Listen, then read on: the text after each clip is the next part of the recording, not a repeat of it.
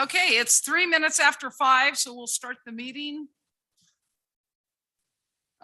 We'll have roll call, please.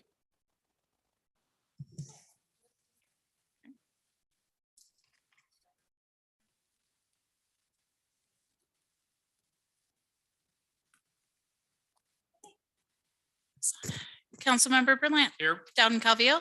Present. Riddell Harris. Here. And Mayor Amara. Yes.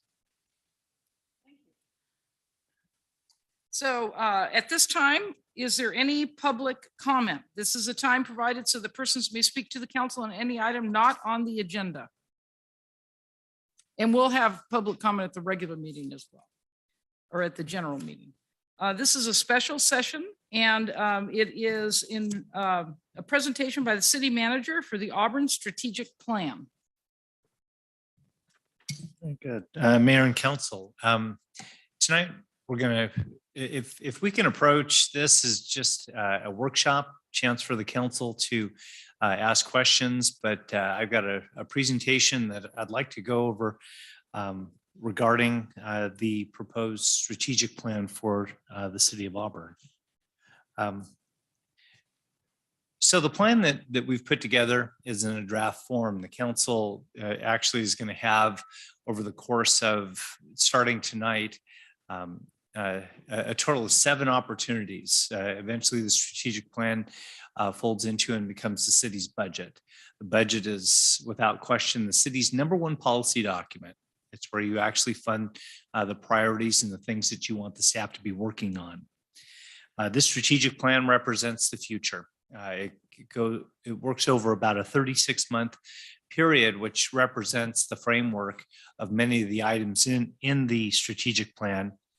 It's foundational. And what I mean by that is that it represents the elements that the city will work on to build over time on the main things that we work on, and it becomes a progression and a succession of various elements of our business. It represents the strength. It represents the vision of this council, but it also represents the vision of so many documents that the city has.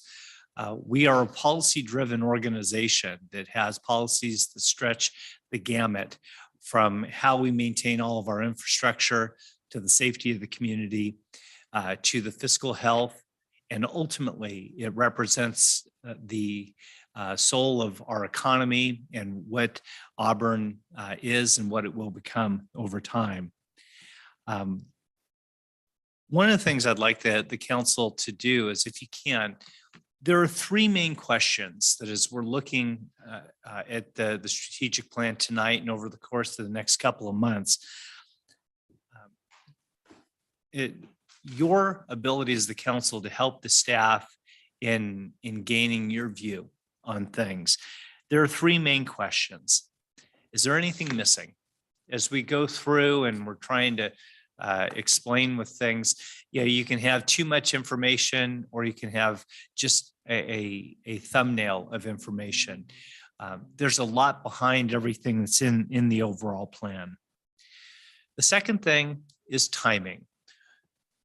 In the strategic plan document, you'll see that there's a little bit of repetition, but we've tried to divide the information out into a couple of formats. First is trying to identify the key priorities, and I'll go over those in just a second. But it also represents the timing. We've broken things down into fiscal years. And finally, for you as the council, one of the things that's really important for the entire team on the staff is the prioritization. What are the most important things? Because at the end of the day, we are an organization that's very multifaceted, but at the end, it's really important for the council to elicit those things that you say, these are the most important things we need to work on.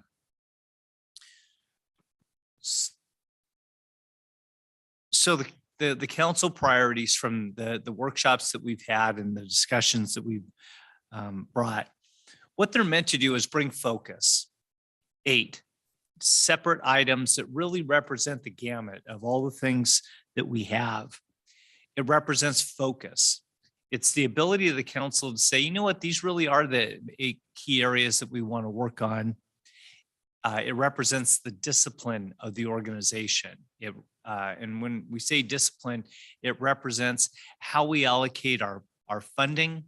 It's how we allocate the projects that we're going to have.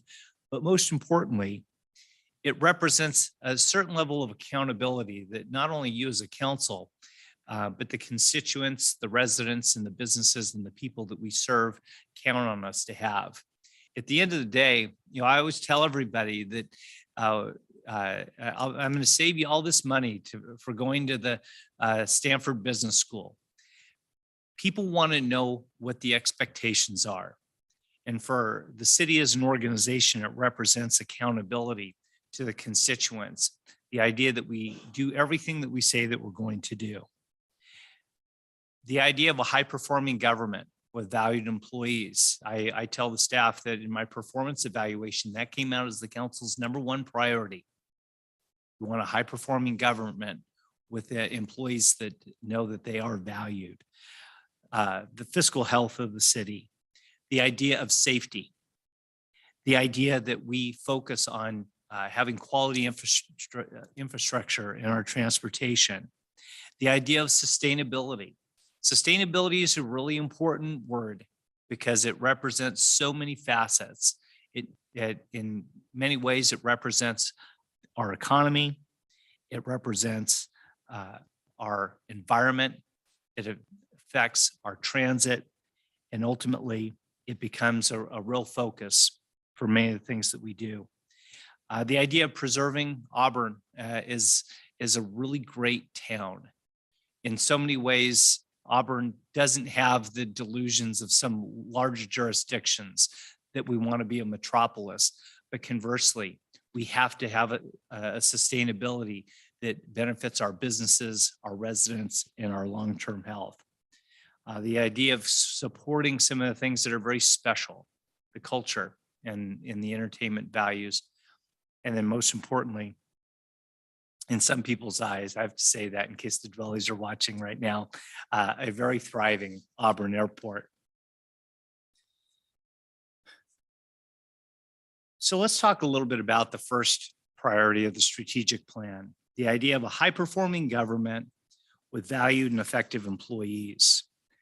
Within that, we look at the real critical factor, the idea that we have employees in an organization which is as best as it can be. And that focuses on the idea of developing our employees, the modernization of our systems, how we compensate our employees. I tell our employees when I sit down with them, the city has 3 interests in why we have compensation and benefits. It's really simple. First is that we have a compensation system that allows us to hire and retain qualified people for the jobs that they're in. The second is that we have the ability to take care of our employees so that we keep them. And then the third is that we can afford it. Very critical. The idea, the strategic plan includes a lot of policy and process updates. It includes the idea of wellness. And it's the idea that we are going to be a mission-driven organization. The strategic plan allows for that framework because it says these are the things that we are going to do. It tells you when we're going to do them, and it gives the process outcomes. Some of the things that we have included in the strategic plan, and I'll focus on the idea of modernization. And that comes in many forms. First is in employee success. We talk about the onboarding of our employees. The idea that people show up and we have done a very good job of setting them on a course that they are going to be very successful working for us. And that's both for new employees, but also for the employees that we have. I can tell you that one of the things in the strategic plan is that over the course of the next 24 months, we will implement a program that not only establishes the quality of onboarding and training that we want for our employees, but we will take 100% of all of our existing employees and 100% of our new employees through the exact same program over 24 months. It's the idea of getting them on the same page. The modernization also represents a very important element for our customer service. At the end of 24 months, we expect that we will implement a new financial management system, new permitting systems, a customer service portal, which allows our residents and businesses to do business with us online. One of the most pregnant pauses that you ever get is when somebody says, well, can I just go online and pay that? Or can I just go online and fill that out? And you go, no, you're going to have to come in. And I'm sorry, in a world where if you want a Slurpee from 7-Eleven, you can get that through some app or something online. We certainly as a city can do that.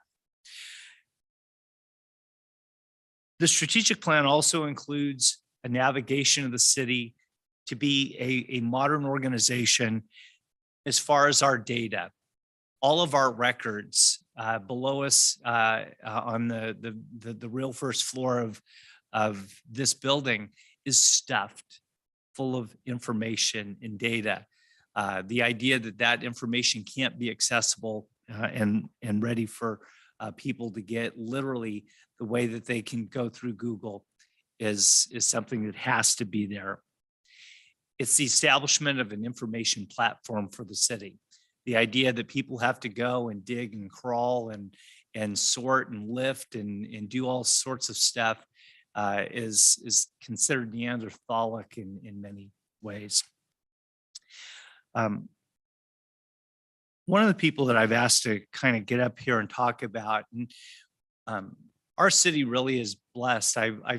As we've been working on this from an organization, from a staff standpoint, there are folks that have brought many of the ideas that are going to represent a core for us.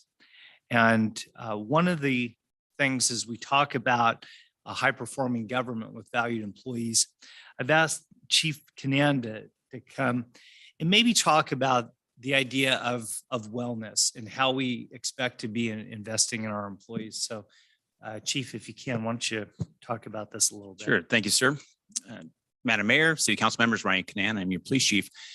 You know, as we talk about high performing government and valued and effective employees, you know, oftentimes we focus just on the ability to do the job and the training that is associated with that. But you often hear our city manager talk about, as a city, we are in the business of where people live. And as leaders, we lead our people, but it is our people that actually get the job done. And, you know, this is an opportunity for us to actually invest in our employees. Now, this slide and this opportunity really began in the PD's strategic plan. So for those that don't know, suicide amongst police officers is astronomical. Fortunately, we've seen a decline, but we're still almost 50% of our officer deaths on an annual basis is officer suicide. And they say about 70% of officers who do not get some type of help after a critical incident are more likely to commit suicide than someone who does get that help after. So we know there's a lot of different areas that we want to focus on, things like mental health, emotional health, physical health, but also the financial health. And we see that certainly from our profession of how we engage with the community, how better we serve the community when we have all those things aligned. And we talk about being the tactical athletes, what have you, but it's reinvesting in our staff. And at the direction of John Dunleavy, our city manager, was how do we do this for all of our employees? How do we reinvest in everybody that's working here within our community? And we started really kind of morphing this into a citywide approach. And as you can see, the overall wellness, you know, it's not just the physical fitness side of it, but it is how do we teach people how to cope and how to deal with the stress that comes in this job. But these are also things that we all experience, families, finances, and those things, as well as, you know, looking for that multifaceted approach to address that. You know, our community is unique and it has a significant culture. We talk about this is the endurance capital of the world. as a city and a city staff, we should be striving to mirror that. I won't be running a 50K, but our boss probably will. But I bring that up because there's a lot of other ways that our community does, really leads the way in those different wellness modalities. I've met with a number of folks that run local businesses here. And this is one of those opportunities that we can, as a community, we can invest in our staff at the same time, invest in those businesses that are here in the city of Auburn.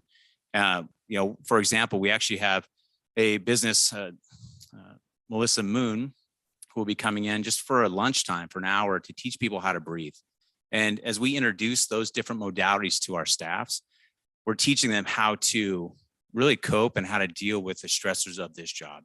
And this is just, again, one way that we're able to invest in our staff. Really, it's on the heels of our city manager's goals and objectives too. We actually had a retirement lunch today, and it talks about how do we get our staff prepared for that retirement? How do we make everybody more fiscally and financially sound? Because certainly from my role, finances causes lots of strife at home. And we want our employees to be happy and healthy at home and at work, because that's how we're going to achieve a truly high performing and effective team.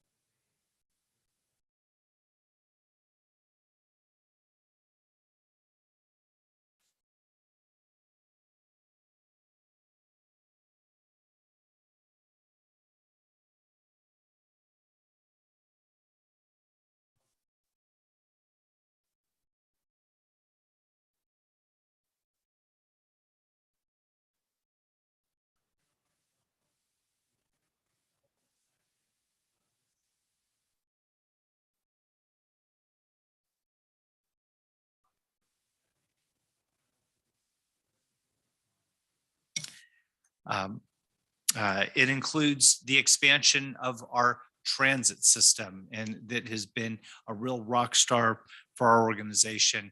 And more so, we will be updating all of our fiscal forecasting. All of this will integrate into the idea of modernization of our financial systems, all of our data and forecasting, our business development, and in many cases, some of the things we will update.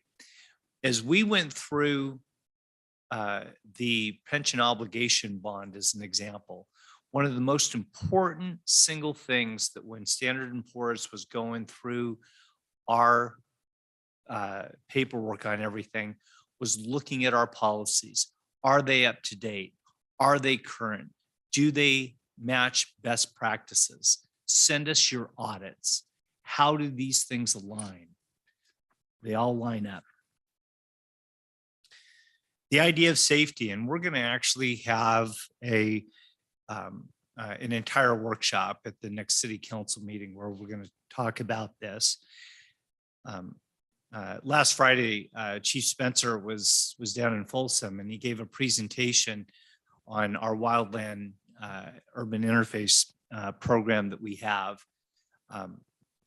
Chief Canan talks about our officers and the things. If you go through the police section, it is all about investing in one of the most difficult areas to recruit right now, which is people into public safety. But we will become the model.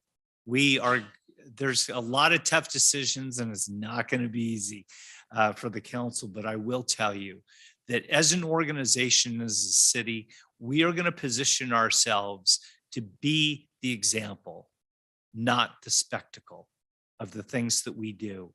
We're getting information. We're laying the groundwork for quality programs. We're looking at the idea of collaborating. If you look at the Firewise neighborhoods, along with things like the Chiefs Advisory Council, the community is going to drive so much of all of this. The idea of quality infrastructure and transportation. When you add it all up, we have almost $500 million worth of assets. Tonight on the agenda, we're going to talk about our streets and some of the inventory. But the streets, the sewer, the storm drains, all of our public facilities, sidewalks and traffic and street lights and broadband and electricity and all the things that come in to Auburn are critical. One of the aspects of the strategic plan is aligning data, finances, and priorities. How are we going to maintain this city? Infrastructure is an absolute priority. As I tell folks, I get to talk with you, the council all the time. And if there isn't a discussion about infrastructure, there's something wrong with that discussion. It's always happening because it's one of the core elements of the business that we have. We will have data-driven decision-making. We will be policy-driven. We will look and position ourselves to get grants and money from the outside. And the way that you do that is that you have to have your act together. It's critical. If the only time people will really grant you money is their assurance that you're going to be able to adequately spend it. What I'd like to do with the council is I'd like to introduce and have her come up, Natalie Hampton. Natalie is an absolute rising star in our organization. At the last council meeting, you had a really important project that she brought forward on a video data program. Of all the things in this strategic plan, they're probably the most strategic. It's the idea of the asset management program that we're putting together. And what I'd like to do is maybe have Natalie take a few moments and talk to you a little bit about this. She's kind of the point person on much of this. And so Natalie, why don't you go ahead and take it over? Thank you. Madam Mayor, council members, thank you. Once again, my name is Natalie Hampton. I'm in the Public Works Department. I'm the administrative analyst. Been with the city for a year tomorrow, so pretty fresh, but love what I do. So when I first got here, the city had no inventory or asset management system, so we didn't really know what we had, how much it was worth, how much money we have spent replacing the things we do have. So we are in the process of inventorying all of our assets citywide, things like facilities, fleet, equipment, sewer and stormwater pipes, streets and roads, among other things. And then once we inventory all of these things, we want to take the data that we get and kind of analyze it. So we can do that through 3 programs. One is the Next Gen Asset Management System. The second one is IT Pipes for sewer pipe inspections. And the third one is Street Saver for pavement condition on roads and streets. Because right now, if something breaks or there is an issue, we pull funds and we fix it. We don't really have a proactive plan to forecast these maintenance or rehabilitation projects. So we think with these 3 programs, we can help that. And we will also be able to kind of record and track the changes that we've been making over time. So the first one, Next Gen's Asset Management System, will help us inventory maintenance and useful life of things that the city owns. This will help us forecast for replacement schedules and multi-year budgets. IT Pipes, which, like the city manager said, council passed and approved last council meeting, will help us CCTV and inventory all that data, as well as inspections. And then once we get that into IT Pipes, we can then use a cloud-based server to implement that into Next Gen's asset management system. So they're connected, which makes streamlining very forthcoming and proactive. And then Street Saver, which you will hear a little bit about tonight later on, we went and used Coastland Engineering to go and survey all of the roads and streets within the city. And from there, they created a Pavement Condition Index, which is kind of a scoring rubric for all of the streets and roads. From there, that will help us implement these overlay projects through time. That'll also help do some collaboration with allied agencies. For example, if we know PCWA is going to dig up a water main in the next couple of years, we can also kind of work with them to match the areas that they're working in, so we don't have to dig up twice. As you can see, NextGen has a lot of tools, a lot of information, a lot of analysis that we can run. Things like planning, performance, maintenance. It'll help us create a really nice paper trail and history of things that we work on and purchase. We've also kind of kicked around the idea of implementing a public facing portal. So community members, if they see something wrong with a street light, a traffic sign, a manhole, they will then be able to submit a service request through this kind of interface. And then city staff can then look at it and see if we want to make a work order for that to go kind of check it out. So they will also kind of be helping us keep record of that. Mhm. Right. Right. Yeah, and that interface will allow people to upload photos that they see, drop a pin on a map, give us as many, yeah, as much information as you guys can give us. Yeah, so we're really looking forward to getting that up and running. Like I said, IT pipes will help us create replacement and maintenance schedules for our sewer pipe system. And in all reality, it'll kind of let us know what's even there. Right now, we really don't have a good grasp of what's under the ground, and there's a lot of money in that, and it's pretty crucial to our infrastructure to be aware of what's going on down there. So our workers in the van out in the streets will be able to upload all of the data right there. It will then be, like I said, implemented from the cloud to from IT pipes to NextGen, and all of that information can be then analyzed in NextGen. And then last, Street Saver will essentially do the same thing as IT pipes, but just for streets and roads. Like I said, the Pavement Condition Index is kind of like a scoring system, and then we can use those scores. We can take those into consideration when we plan for future overlay projects.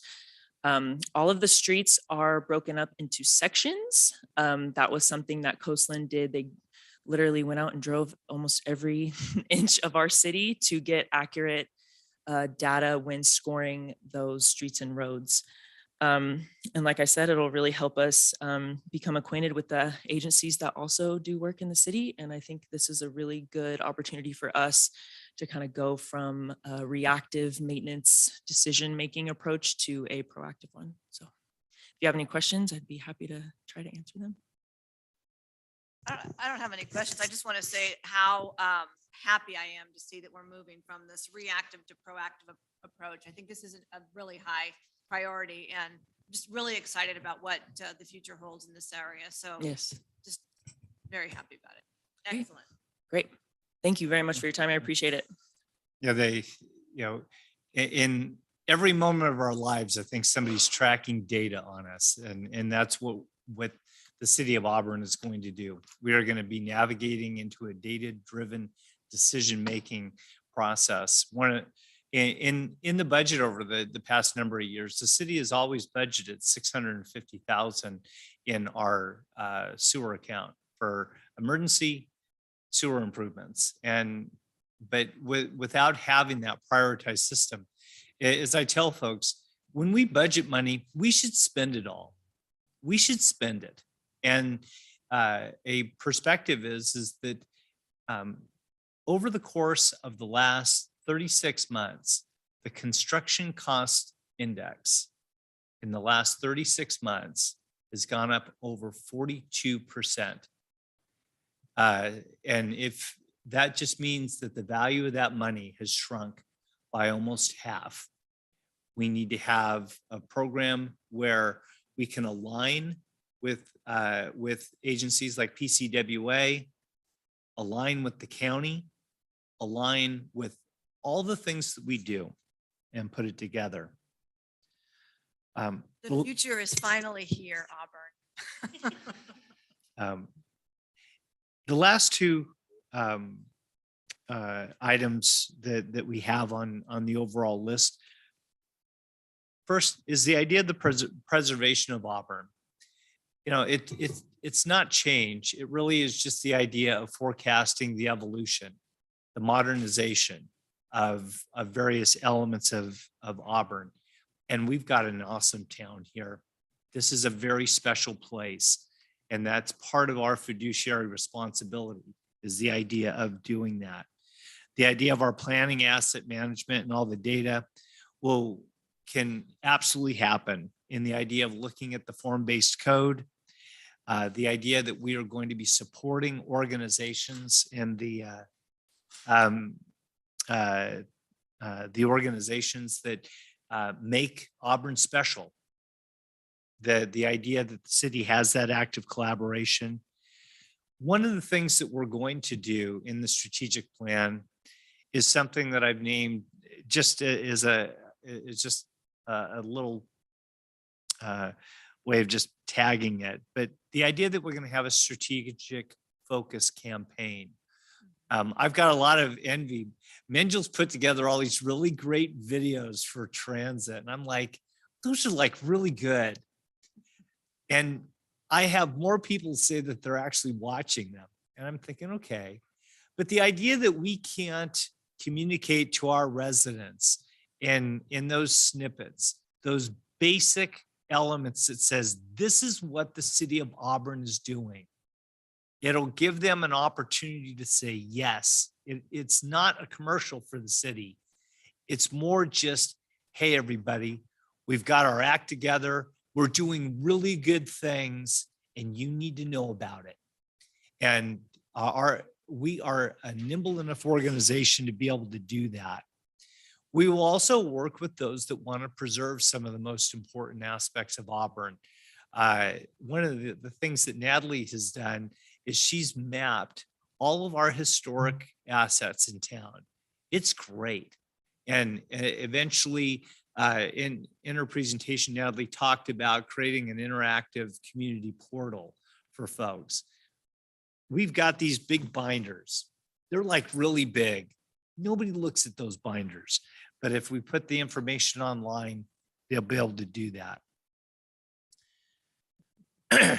And then the final elements of the strategic plan is it's the idea that we will look at our overall sustainability. The idea that we will look at planning, our infrastructure master planning on all these things.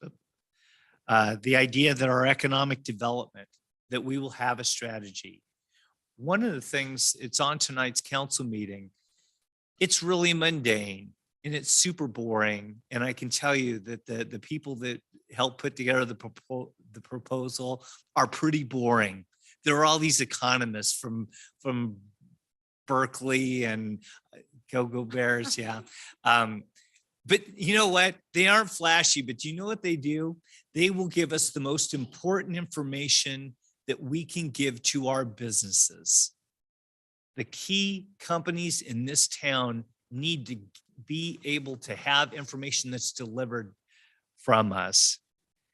The idea that we will look at things like housing and the overall city's general plan.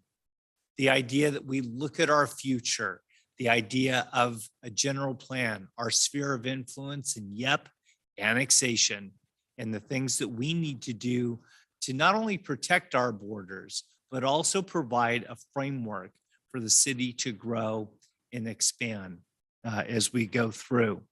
I will assure you that very quickly, you will see things that come up on the city's general plan, an update of our zoning code from 1974.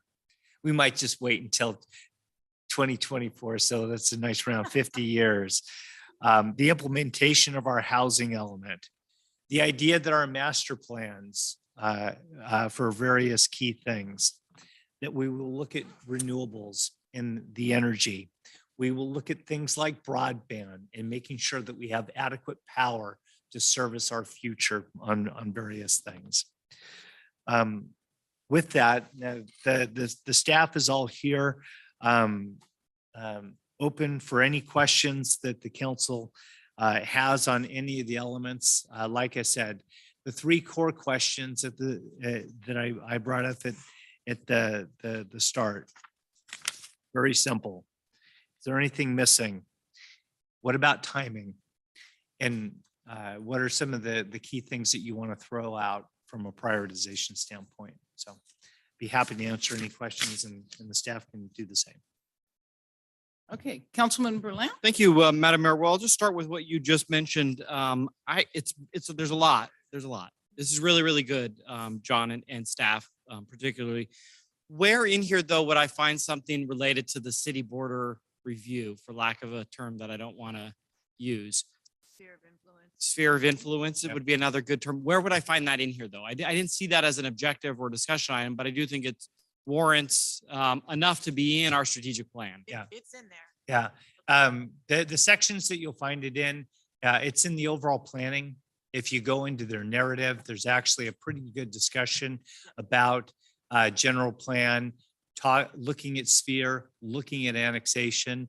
I can tell if you read the city manager's one, it absolutely is in there. Perfect. And I think it's in the first, one of the first sections on things. Okay. Thank you for that. I will go to those two sections and read them thoroughly. Yep. One thing that I thought was missing, but again, it could be in here and hopefully you can do just like you did and rattle off where it is, was any discussion on branding and marketing. I know last month we received a presentation from the Endurance Committee. I know with the chamber, with the business districts, even with the number of the other committees, that's very important. Should that be in here in either somewhere in the front part of this or even in the economic development section? Yeah, it's in the economic development section. It's in the city manager section. And just the overall communication wise. I And will, Culture also. It's in. But the culture. specifically branding and marketing. Those are the terms that I didn't see. But again, I take your word for it. I just want to make sure there's a lot of discussion of communication. There's a lot of discussion of culture, but I didn't see branding and marketing called out. And again, it seems like it's. I think you're correct. I looked at it pretty thoroughly. There was some emphasis on marketing, not necessarily branding. Yeah. And since the Economic Development Committee is kind of taking that on, one of the things I feel like is a piece of that is having the priorities of the different committees in here, because maybe it's not something that they're taking on, but the other committees are taking Yeah. on. So having those pieces, what they're working on, so we're all in alignment about what those folks are working. So maybe put a pin on my point, and if you're going to bring up the committees, I just Yeah. think it needs to, whether it's in a committee section or the city itself, I think it should be called out. yeah, and know it. Thank you. And we will highlight it and it will be in there. The other item that, again, correct me if I'm wrong, is somewhere in the front where you kind of highlight, each of the specific for the specific kind of categories of the priorities. I didn't really see anything that mentioned the support of us using our residents and our other stakeholders to do work and to support decisions through the committees and commissions. So it may dovetail again with what Councilwoman Riddell Harris is going to bring up, but I just thought that somewhere in the beginning, that should continue to be a goal of ours. They do great work. We're going to give them more work.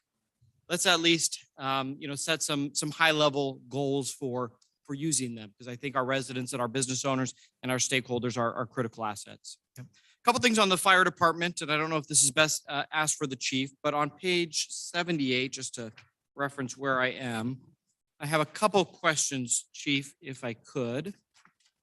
Some of these will probably be easy. You can tell me how I'm missing the mark, or on page 78 under the on page 78, yeah, under the education efforts, you have year 2, the red flag program. Here's where I'm a little confused.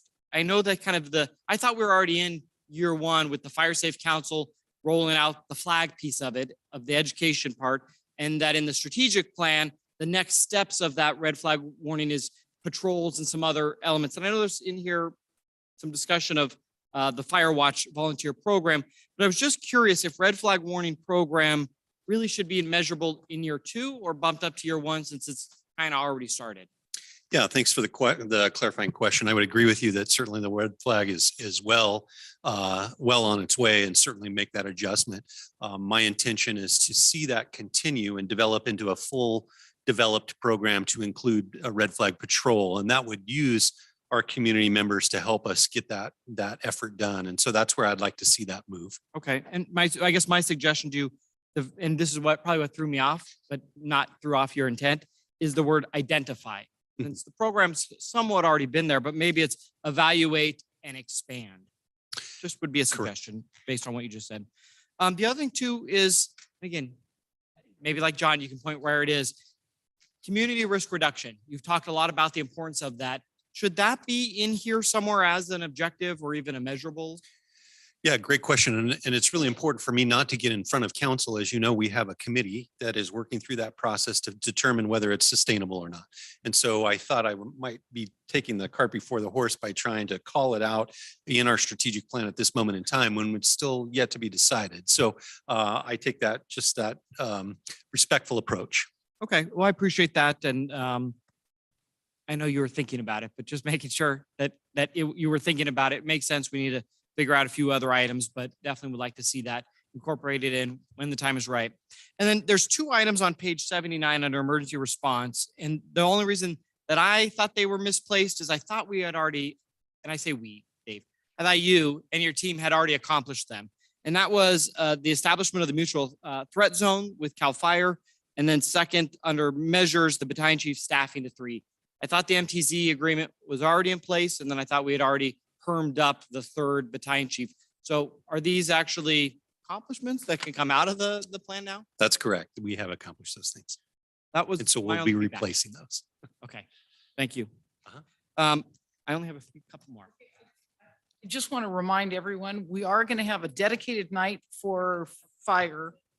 We're going to have a dedicated night for transportation, I believe. And anyway. I'm happy to bring these back, and I realize that we only have 14 minutes left, but I'm under the impression that John wants anything that we think is missing that should be a priority. So I can speed up since we all have only 14 minutes. I'm not sure, John, if you wanted us to be more general today and be specific. Either or is fine. Okay. If we can to power Jump through in and a just rush? hit on a couple of these Well, topics. I think we're going to talk about the safety element pieces of strategic plan at one meeting. Where it's just going to be on the safety pieces. Yeah. So I You just wasn't told me going to speed up. I only have 3 more. I'll be really quick. Okay, so Chief, you don't have to come up. You already know too. Under page 95 of your section, you talked about increasing or at least evaluating staffing. I think we should have officer staffing in there as well, just to make sure that we have enough officers along with all of the other staff that you've called out in there. The other piece that I thought was missing is I didn't see anything related to homeless transient support and even enforcement. So maybe it's in there with the CAT team, but especially with what we're going to discuss in a little bit and based on the last couple of years, I don't want to lose homeless and transient. The last thing here is under public works. It mentions briefly the pavement index, and Natalie, thank you for your presentation. I want to take one of the things she said, and John, you said to me as well, and I think it should be incorporated in here, and that is just with the idea of being strategic with our roadway overlay, and specifically how we are working with PCWA, PG&E, and anybody else who's cutting into the road so that we are doing street overlay and letting it stay, not be cut the next year. So those are the last couple items I thought was missing in here. But otherwise, great job. Thank you. And I didn't mean to rush you. but- No, thank you very much. I just want everyone to be cognizant that we will have another opportunity to go deeper into public safety and then the other various areas. So Riddell Harris, Councilwoman Riddell Harris. Thank you. I've just got a couple of high level things. Anything in the weeds, I can always talk to the individual departments. So as far as the strategic plan goes, how often are you planning to revise it, and what's the accountability for the plan? How do you plan on letting us know how things are going? Some people do like a red, yellow, green, and there's different ways that you can come back to us and let us know progress on certain items, things like that.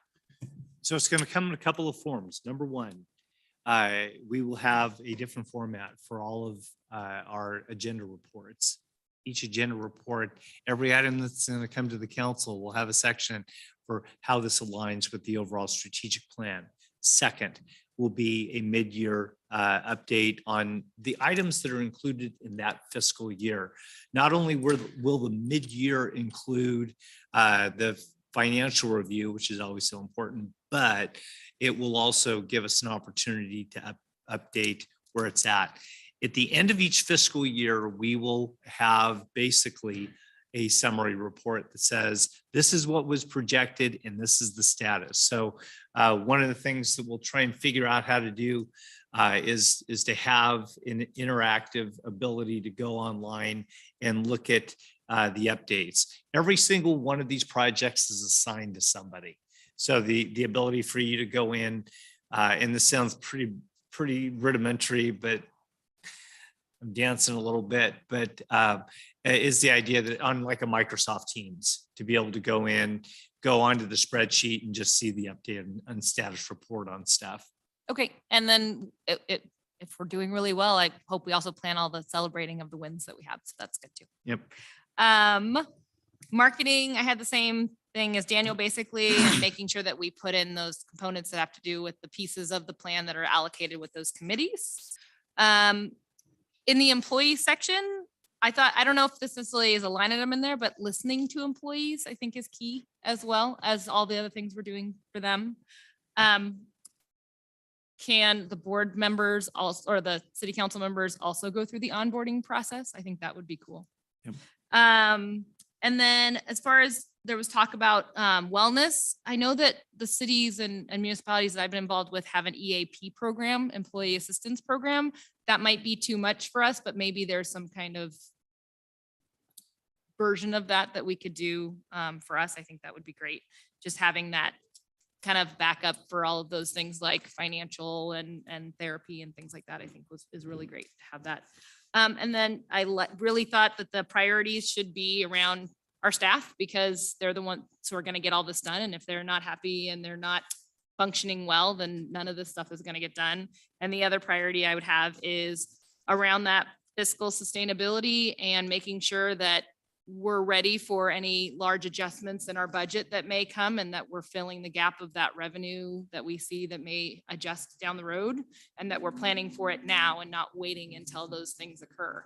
Because I know anything we're going to do is going to take probably 10 years. So we need to start now. Thank you.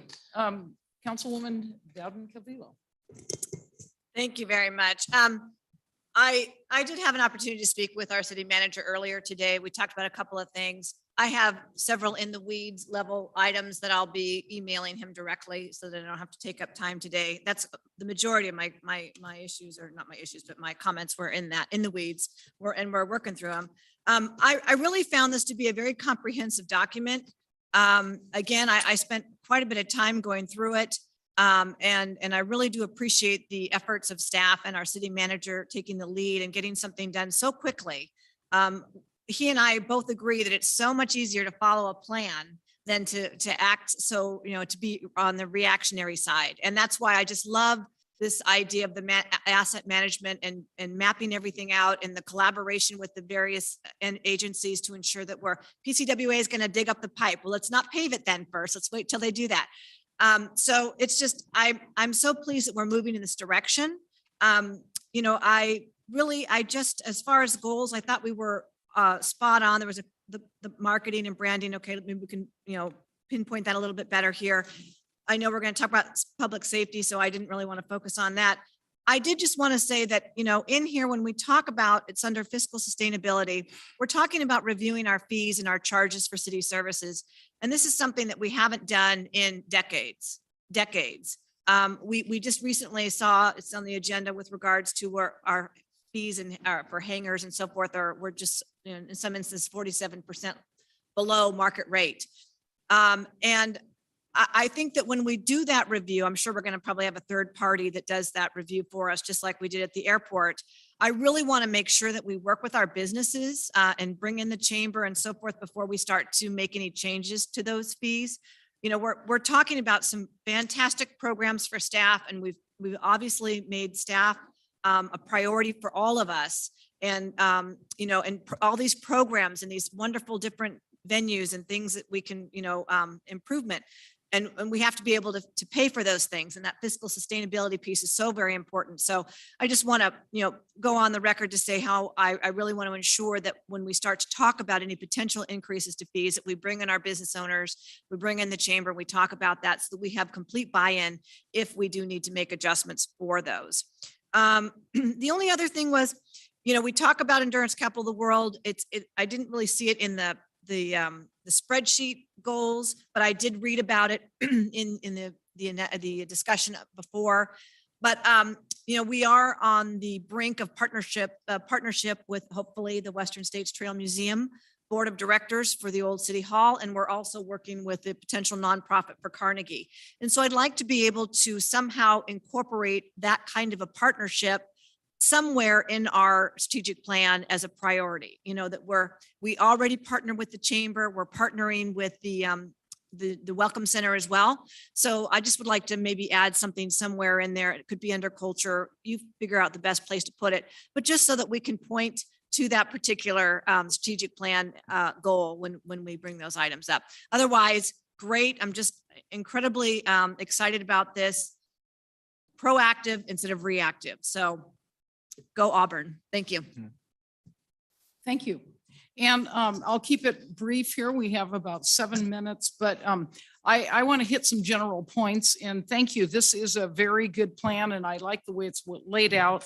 And again, being proactive is important in every aspect, including being proactive in our public safety, being proactive in being fiscally responsible. So under with your slide, I'm just going to be very general, just so that when we come back to these, that we'll remember them. So I would like to see under fiscal responsibility, you talk about annexation, but I think maybe that would be considered under fiscal responsibility, at least to look at, along with looking at our TOT. Should we increase it? Are we at too low? Charging, expanding our Airbnb and deriving revenue from that. I think those are things that should come under fiscal responsibility. Otherwise, a lot of things that we're doing here are internal that needs to be changed and fixed. And I really like that. I think that's important. Then on the next page, safe community, protecting health, welfare with a strong emphasis on fire prevention. That's important.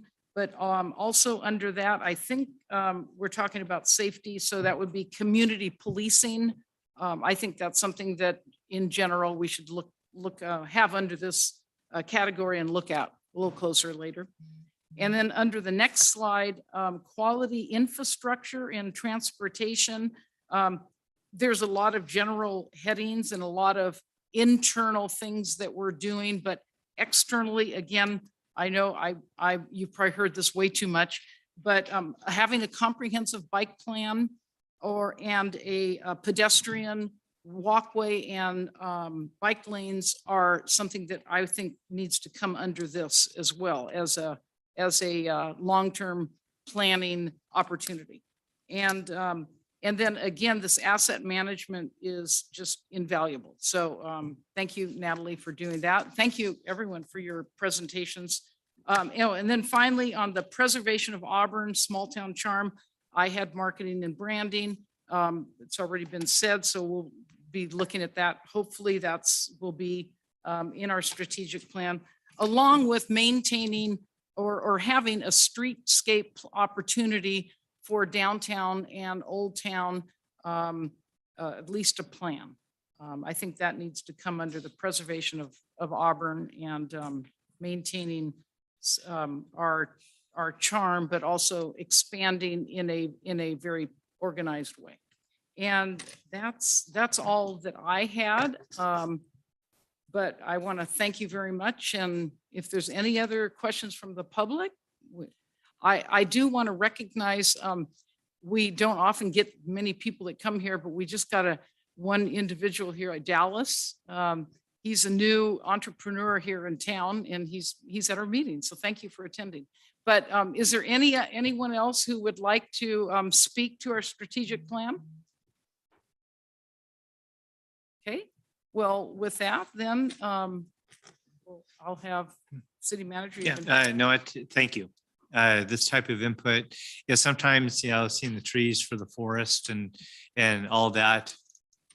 These are exactly the kind of comments that I want. Some of the things that maybe I am, that we've included the things, but some of these things need to pop. And they really need to show up. So no, I've got some ideas on how we're going to do that. The council can please keep your eye on these things. Next two meetings, we'll talk in detail about public safety. We'll talk about capital. We'll go into the budget. As the budget is rolled out for the council, we are going to have some of these things. But like I said, if as you go through, please let me know. This will be an important document, not only for us as an organization, for you as a council, but also for our community. Auburn needs to know what their city is going to be doing from a transparency standpoint. We absolutely need to just slay it as far as people saying, okay, Auburn's got their act together on various things, because as we look to compete for jobs and businesses and for our future, people want to join a winning team. We know that we've got a winning team here and that we are champions in everything that we do. This is just one of the vehicles for it. So thank you, and look for the next I meeting. had one more quick question. Yes. What's the communication plan for this? Though I love that we know what it is and the few people that are here, we want to make sure that it gets communicated out to everyone. So that way they can all understand where we're going. So that way the decisions that we make more sense. And also so they don't distract staff with things that aren't necessarily aligned with what we're trying to accomplish. So what's the plan for kind of going out into the public and letting people know about this and communicating it? So the strategic focus campaign is going to do that. We're going to do it in video. We're going to do it through all of our social media. There will be less of a bureaucratic document and something that people can go onto our website. We will promote it. We are going to pump this stuff. And as you described, how are you going to know about the victories and the things that we are doing? It has to be told always. This is what we're doing. This is how this agenda report relates to our strategic plan. These are the results that we're getting. So it'll be multifaceted, but if you have a better name than the strategic focus campaign, I would love to hear it, because that's what it is. We're going to let people know that we're focused, disciplined, mission driven, and that we're doing the right things to position ourselves. So. And just to follow up on that really quickly, I know that we talked about the fact that we're going to have public safety come up for discussion at a subsequent meeting. But when are you anticipating that we're actually going to adopt the strategic plan? Because I think that's important for the public to know too, if they want to weigh in. Yeah, inevitably we'll do it concurrently with the city budget. Okay. Trust me, the budget's going to fund everything. Whether we adopt this, I can tell you from the staff standpoint, just want you to adopt the budget and we'll get the rest of this. So remind me done. that date just for the public's purpose. It probably on June 13th. Thank you very much. So June 13th. We're going to adopt everything on June 13th. I will give you that commitment if the council will give me that commitment. And that's just something good to keep in mind in general. You having something in the strategic plan that doesn't have any money doesn't do us any good. So Yeah. making sure that those two things match up is really key. Makes sense. There's a quick And pro quo. we have been talking about the strategic plan all along, and we've been talking it up, and I know Daniel's been posting. So yeah, keep talking and invite people to come. And again, we welcome people and their input. So thank you. And thank you for the great presentation, everyone. With that, we will adjourn, or do I have a motion to adjourn? Anyway, we adjourn.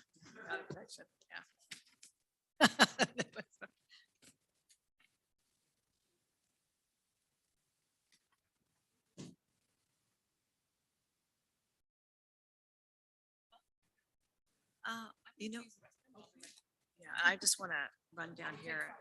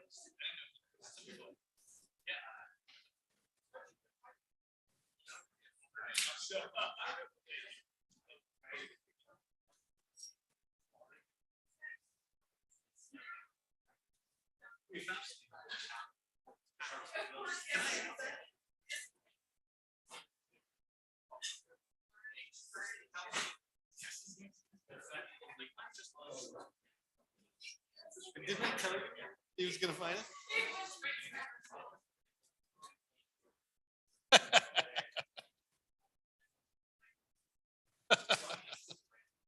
That's funny.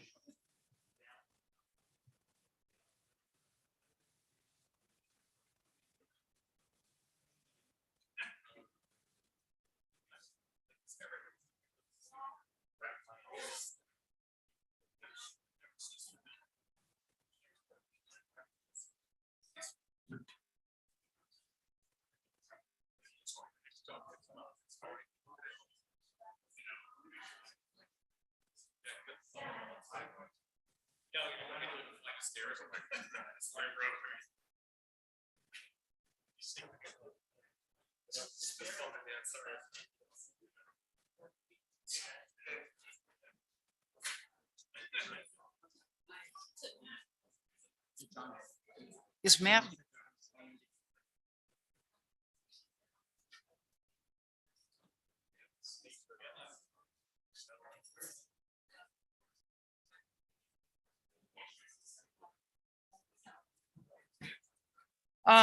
Call to order.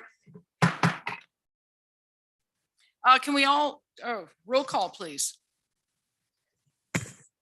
Councilmember Berlant, Dowden Calvillo, Present. Riddell Harris. I'm here too. And Mayor Amara. I'm here. Thank you.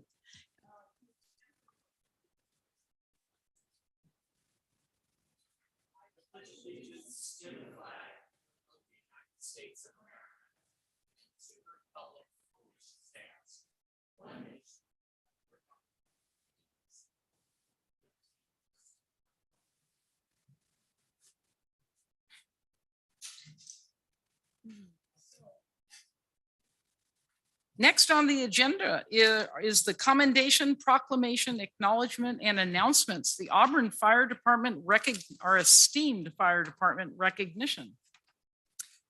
Thank you, Madam Mayor, fellow council members. For the record, Dave Spencer, your fire chief. On Friday of last week, we were able to do our promotion and recognition ceremony here in the chamber and celebrated together as a department shortly thereafter. Unfortunately, one of our members was tied up on an emergency incident, and so we wanted to capture that moment. And so we brought some of our department members here to help us celebrate and recognize. Captain Adam Harnage is a 19-year veteran of the fire service. He began his career with Penry Fire Department in 2003. He comes from a family of firefighters. His father, Greg, retired as a fire captain, and his great-grandfather was the first paid fire chief for the city of Rockland. He's worked through various ranks over the course of his career in all various ranks, as well as some other areas to include El Dorado, San Joaquin. He specializes in training. He is a qualified rescue training systems instructor. He is a certified hazmat specialist, fire instructor, prevention officer, fire investigator, state fire instructor. And in addition to responding to calls and serving our community, he also enjoys spending time with his family. He coaches baseball, camping, he fishes and does some hunting. And so at this moment in time, will you please help me formally recognize Captain Adam Harnage?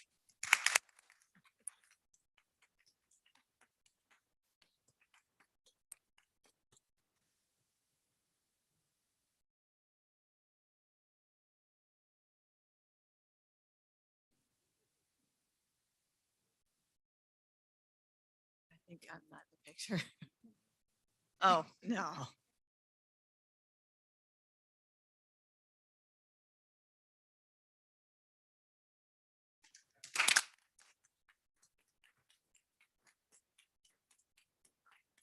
Thank you and congratulations.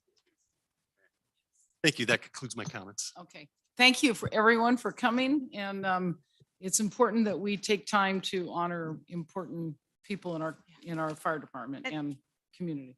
To that end, Madam Mayor, I know that Councilman Berlant and I had the distinct pleasure of attending the ceremony last Saturday, and we congratulate all of the firefighters who were recognized for promotion and for extraordinary work and service. So thank you guys before you go out. And it was a pleasure to be there. We really appreciated the opportunity. Thank you. The agenda approval. This is the time set aside for council members and/or the public to ask for removal, postponement, or a change to the listed sequence of an agenda item. The agenda will be approved by a consensus of the council. Any input? Do I have a motion? I'll move to approve the agenda as proposed. I'll second it. All in favor? Aye. Opposed? That passes. We're all- The consent agenda. All matters listed under the consent calendar are considered to be routine in nature and will be approved by one blanket motion with a roll call vote.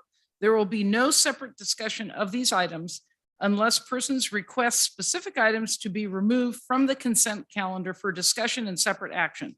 Any item removed will be considered after the motion to approve the consent calendar. Do I have anyone who would like to remove any items? I will remove item number 10. Madam Mayor, And yes, if I can ask to have item number 9 removed. okay. I was going to ask that item to be You can removed. co-remove All it. right. And I know, Madam Mayor, that we'll be pulling item number 2 off consent as well. And our city manager has an announcement on that. Number 2. Mhm. So the city manager give a report on the remaining items then? Or on the items? Mayor and council, just really quick. Item number 1 are the city council minutes from January 10th. Item number 2, I know that's pulled. This item is a contract with Beacon Economics for data and economic strategic planning information. Item number 3 is a draft rate study for the Auburn Airport. Just so that everybody knows, it's basically an information document until we actually move forward with it. And one of the things I try to stress with this, we have leases and contracts with the folks out there. So if everybody thinks that we're going to be able to move everything up 47%, nope, that's not going to happen. Item number 4 is just letting the council know and getting authorization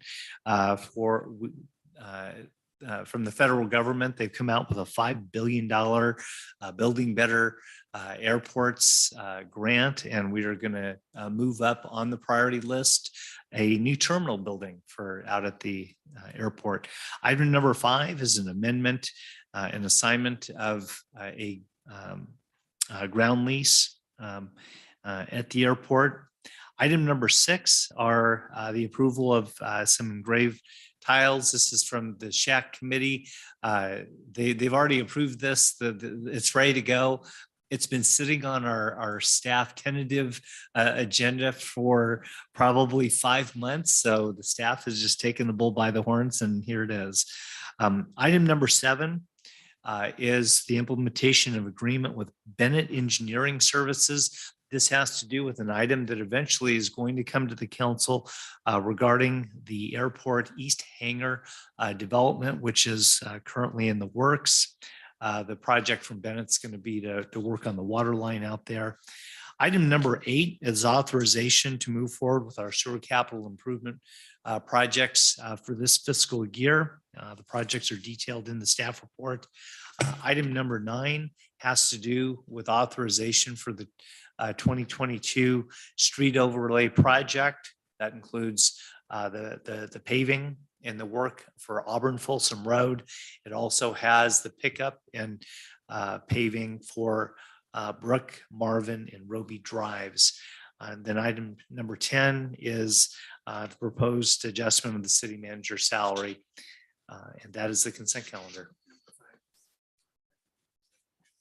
Oh, okay, council, really quick. Item number 5 has the staff report in the resolution.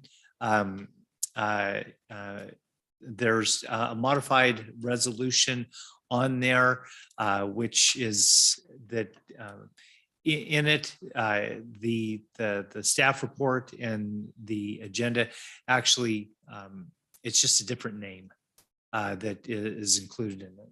Correct? Yeah, we just deleted the ownership name. Yeah, one of the things we've done is just delete the ownership name in the agreement to the company. So, and that's the consent calendar.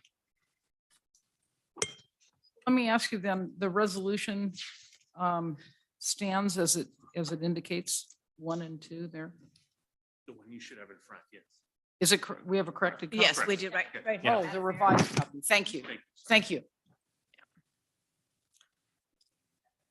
Conclude. That's it. Okay, so do I have a motion then for the consent? Yeah, I'll move that we approve the consent calendar without items that were previously pulled. Yeah, I think 2, That'd be 9, 2, 9, 10. 10. Thank Yes. you. Those. And number 5 is revised. And that one as well. Thank you. that is as revised, 5 is revised. I'll second that. Okay, Councilmember Berlant. Aye. Dowden Calvillo. Right. Riddell Harris. And Mayor Amara. yes, thank you very much. Teach me to take. So, okay, so item 2 went away. Item 5 was passed as amended. And so that brings us to item number 9 and Councilman Berlant. No, I'm sorry, Madam Mayor. Item number 2, we pulled off consent. There's Yeah. going to be an amendment. So we're Oh, just it's like pulled. 9, it's pulled from consent. Correct. We're going to amend that. Yeah. So just like 9. Oh. So we would, go to Oh. number, Oh, sorry. it is someone is pulling, who's pulling? item So number- I pulled item number 2 Okay. because Okay. our city manager is going to propose an amendment. Oh, As we've discussed. Sorry. about okay, that. thank you. I For thought it was for item pulled number from- 2, the contract with Beacon Economics actually ends in December. What staff is going to do is just proposing that we will amend the contract that's in here to have a terminus in June of next year. Yeah. So the resolution or the documents in there would state that the end date is June 30th, 2022. And that really was to ensure that the contractor had time to do the strategic plan, which wasn't a part of the initial proposal. But after subsequent discussions with the vendor, they were able to offer us a product at a pretty discounted price if we did it together. So that's why we're proposing to extend that contract out another 6 months. Okay, so do we have a motion for that? I will move that we, by resolution, that we authorize the economic planning manager to approve professional services agreement with Beacon Economics for the development of an economic strategic plan as amended. Do I have a second? Okay, second. Councilmember Berlant. Aye. Dowden Calvillo. Aye. Riddell Harris. Aye. And Mayor Amara. Yes, thank you. That brings us to item number 9, Councilman Berlin. Thank you, Madam Mayor. The reason I co-pulled this item will find maybe in addition to or consistent with Councilwoman Dowden Calvillo's comments as well. But I had 2 questions on this before we approved it tonight, based on a little confusion that I had from previous presentations. So Menjo, good evening to you. My first question is when last year's overlay was presented to us, the notion of paving Auburn Folsom from the courthouse intersection all the way to Indian Hill was presented. But what I saw on here were, for lack of a better word, kind of chunks of Auburn Folsom, but it didn't appear that the main stretch between Hurdell, Sacramento intersection, all the way to Sacramento Street was in there. And I'm not an engineer, but that's where my car goes up or down. So I'm assuming that's where the worst of the road is besides all the potholes. So I was just curious if all of Auburn Folsom is being queued to be paved in this item. Good evening. Thank you, Madam Mayor and council members. That's a great question. Auburn Folsom in its entirety is going to see work done this year. What you see presented to you tonight is just the overlay portion of that work. There's going to be 3 different types of work that's going to be taking place on this roadway. The overlay portion is obviously the worst, as you mentioned. It's the part where it's the most deteriorated. And the reason why we're bidding this separately from the slurry seal or the Cape seal that we're going to be bringing to council in a future meeting, it's because most overlay companies don't like to do slurry seal. And when you do bid those things together, generally you get a larger number because they get a subcontractor to perform that other work. So the entirety of the roadway will see work, but this is just the overlay portion. What we will bring back to you probably within the next 2 weeks or so will be the rest of it, which will be a Cape seal and a slurry seal. Okay, fantastic. That answers that question. My second question was, I know that we pulled some streets, specifically Brook, Marvin, and Roby, because they had recently last year at that time, right before being, I think, slurry sealed, not overlaid, but before they had work done on them, they received some markings for the Western States Trail. I just want to, Western States race, I should say. I just want to make sure all those streets that got skipped because of the race, they are back on here. And so we will be paving each or slurry, seal, or overlay, whatever word you want to use, but there will be work on all the streets in that neighborhood that got pulled from last year. That is correct. So last year we pulled the 2 major streets that were pulled from the last year's roadway work project was Brook and Marvin all the way to Roby Point. This year, those 2 sections will see a complete overlay. So it'll actually receive a better process than what was slated for last year's project. Okay, thank you. That concludes my questions. Thank you, Minjo. Yes, thank you very much. So my questions really were with regard to the Roby Drive piece of it. I actually, some of my neighbors approached me on this particular street because now that the state recreation area is pointing folks to Roby Point for the purposes of parking to try to relieve some of that congestion at the confluence, they're seeing an increase in traffic and an increase of speeding and things of that nature. And we all know how narrow Roby Drive is, no sidewalks and so forth. And so there's always been that concern. Some of the neighbors down there have actually taken it upon themselves to put little signs, 15 mile speed signs and, children crossing, dog crossing, even bear crossing signs, trying to get people's attention.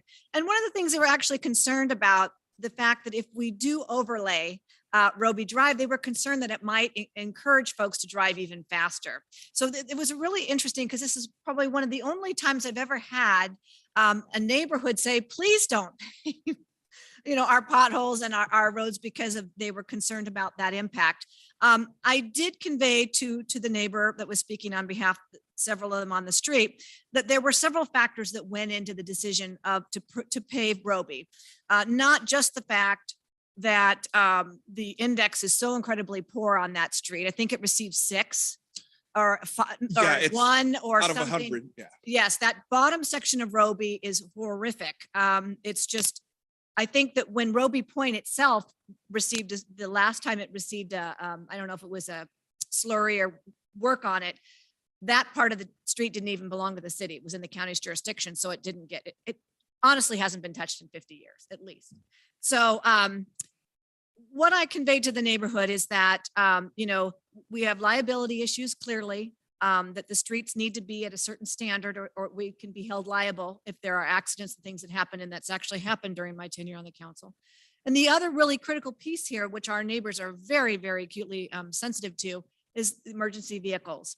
And I just wanted to confirm with you that not only are we looking at the condition of the pavement, which we know is very poor based on our most recent survey, but that our emergency vehicles have a difficult time going over it because they can bust an axle going in those potholes with those fire trucks full of water.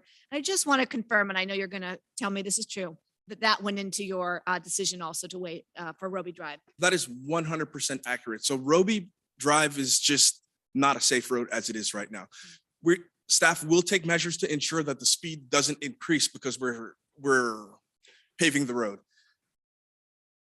Speaking with our fire department, we don't have the ability to take truck, and it's already being the location that it's not necessarily safe.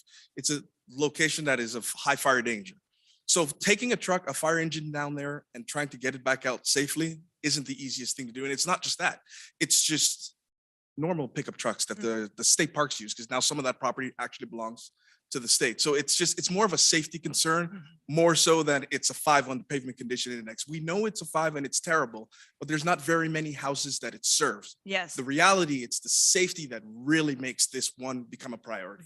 And I really appreciate your saying that. And I wanted to pull this item for the purposes of having that discussion on the record, because it is consistent with the message that I delivered. I also committed to the neighbors that, should we need to, that we could certainly, or they could certainly work with the city on any particular traffic calming opportunities that we may need to put in place. For example, a pedestrian crossing sign or something like that, just to alert folks that people are on the roadway down there. And I know that our esteemed mayor drives down there or hikes down there as well. So she knows exactly what I'm talking about, as does our city manager that goes down there as well. A lot of people down there. So Absolutely. And Are with, bumps out of the question? sure. no Speed bumps? No speed. They're not allowed in the city. right? Yeah, we But have an this ordinance is against. outside the city. no, it's in the It's in city the city. now. No, It was- not past a certain point. Yes. So a couple of things to answer multitude of questions going on here.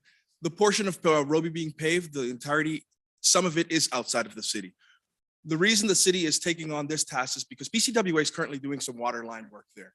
This is an opportunity for the city to save some money by doing this roadway at this time. We engaged the state and they are considering paving the lower portion. With that being said, I just received some bad news from the state.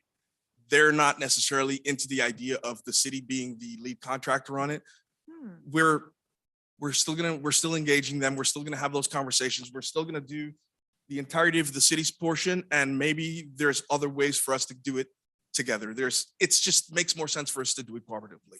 But again, yes, no speed bumps are allowed there. We can narrow the road, signage, there's certain things we can do. We can put, there's traffic calming measures Yeah. that we can use that'll keep the speed. So I think the sign would really help there. I mean, the road is so narrow. We don't want to make it any more narrow. right, well, I that's think exactly it. It really is incredibly narrow, but let me know if there's, I am the city's liaison to the state recreation area. So if there's any assistance that you need, I think that it's imperative that we have that entire area paved down there too, because again, we talk about it from a public safety perspective and Absolutely. our emergency vehicles going down there.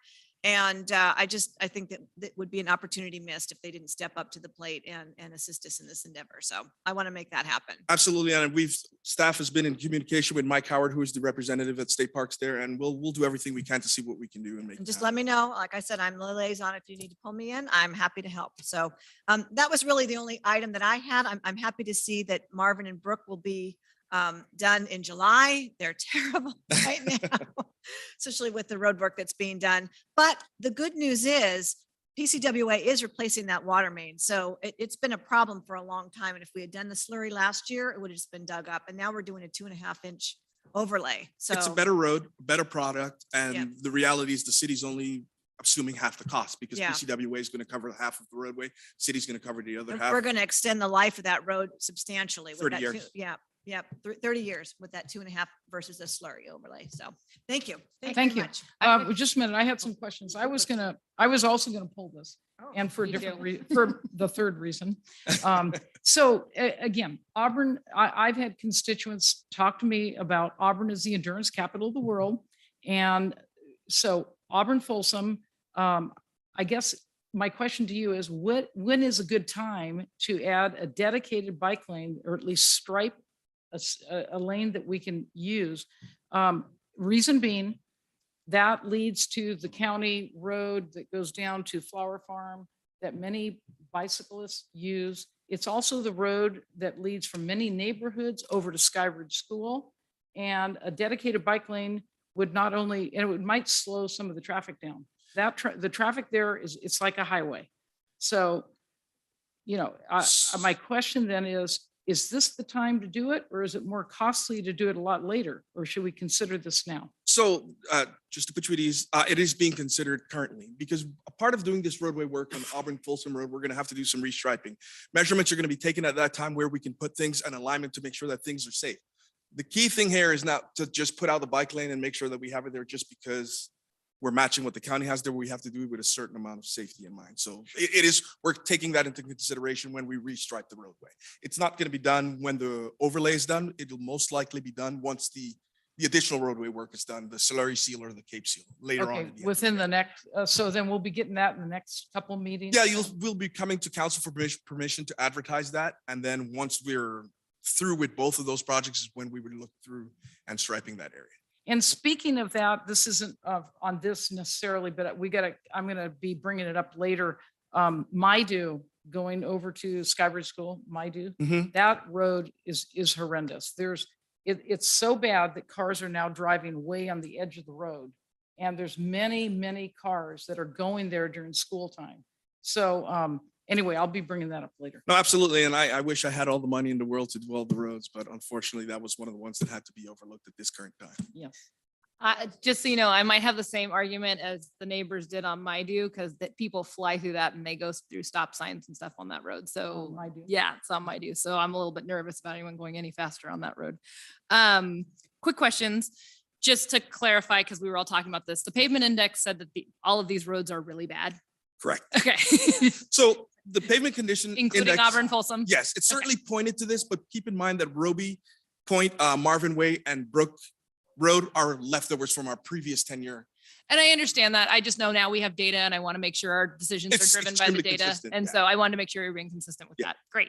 The other thing that came up before with Auburn Folsom was the fact that Auburn Folsom is mainly traveled by people who don't live in the city of Auburn. And have we talked to Placer County about getting any assistance with a thoroughfare that is not mainly used by us? John? So this is where some of our planning that we're going to do next year. We need to update the city circulation element. We need to move to what they call a VMT standard, vehicle miles traveled standard. You need to be able to interlink that.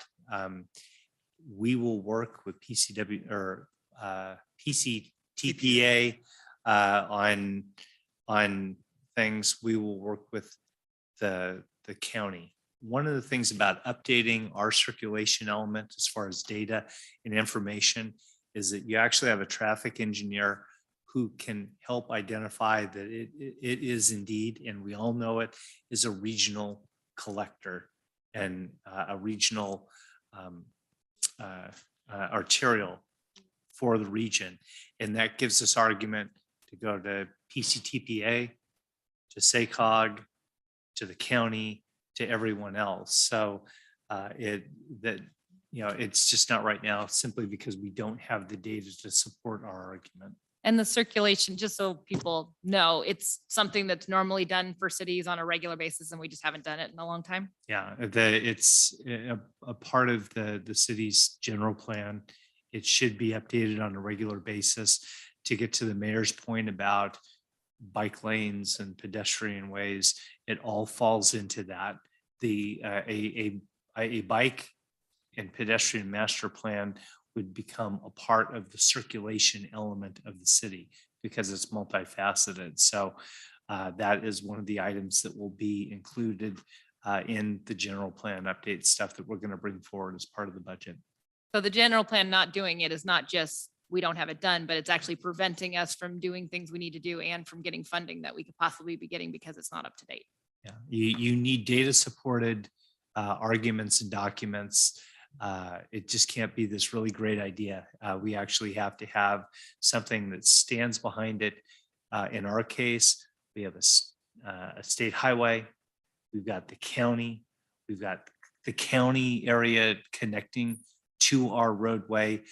We just, it's all about lining things up. And in this case, we need to update our circulation element to be able to prove everything to make our argument on various things.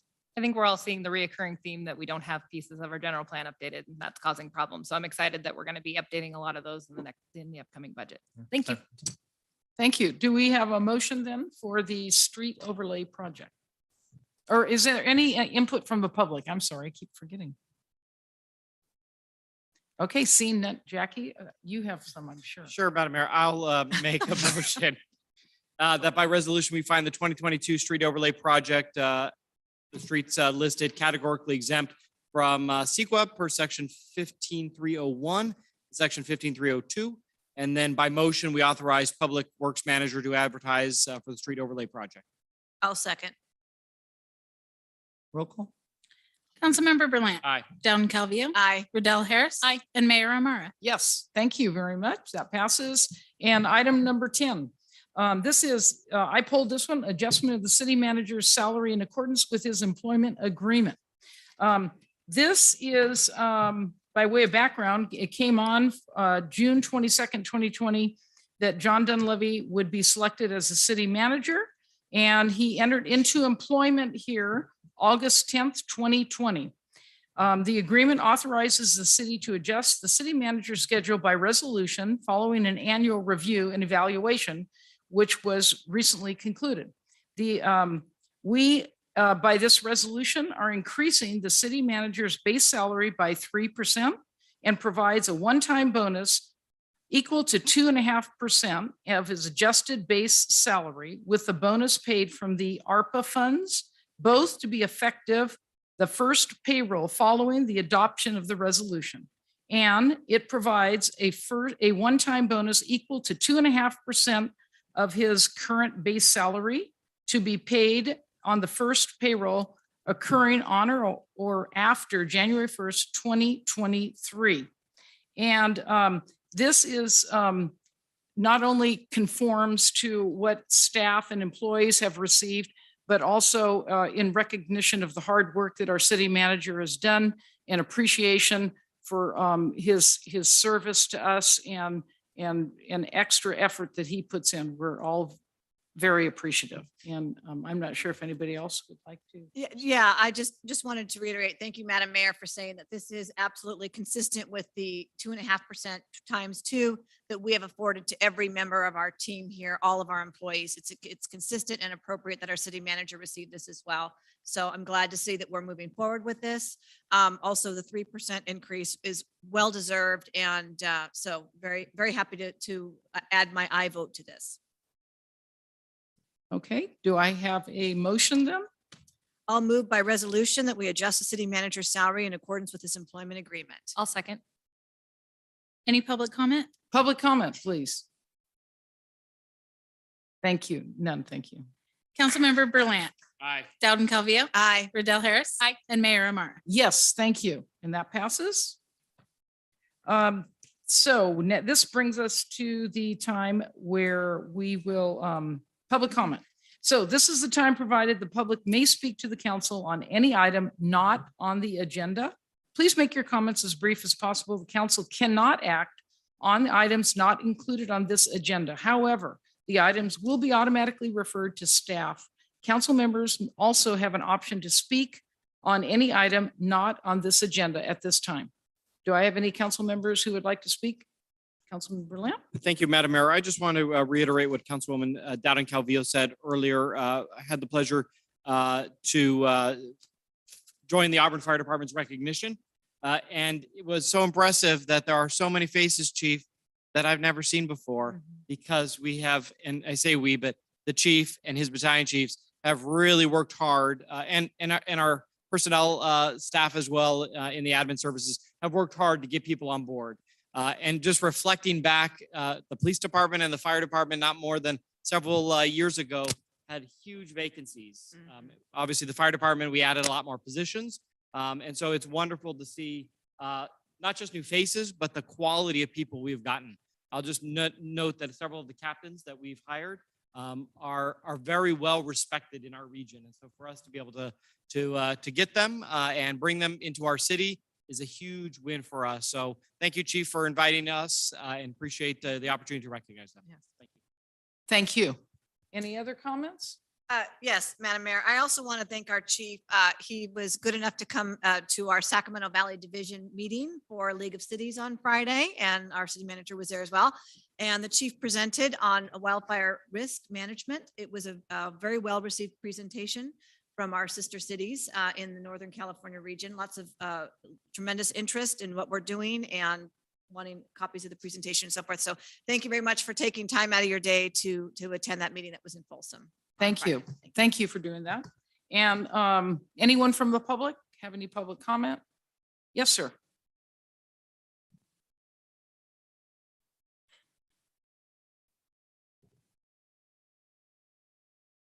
Hi.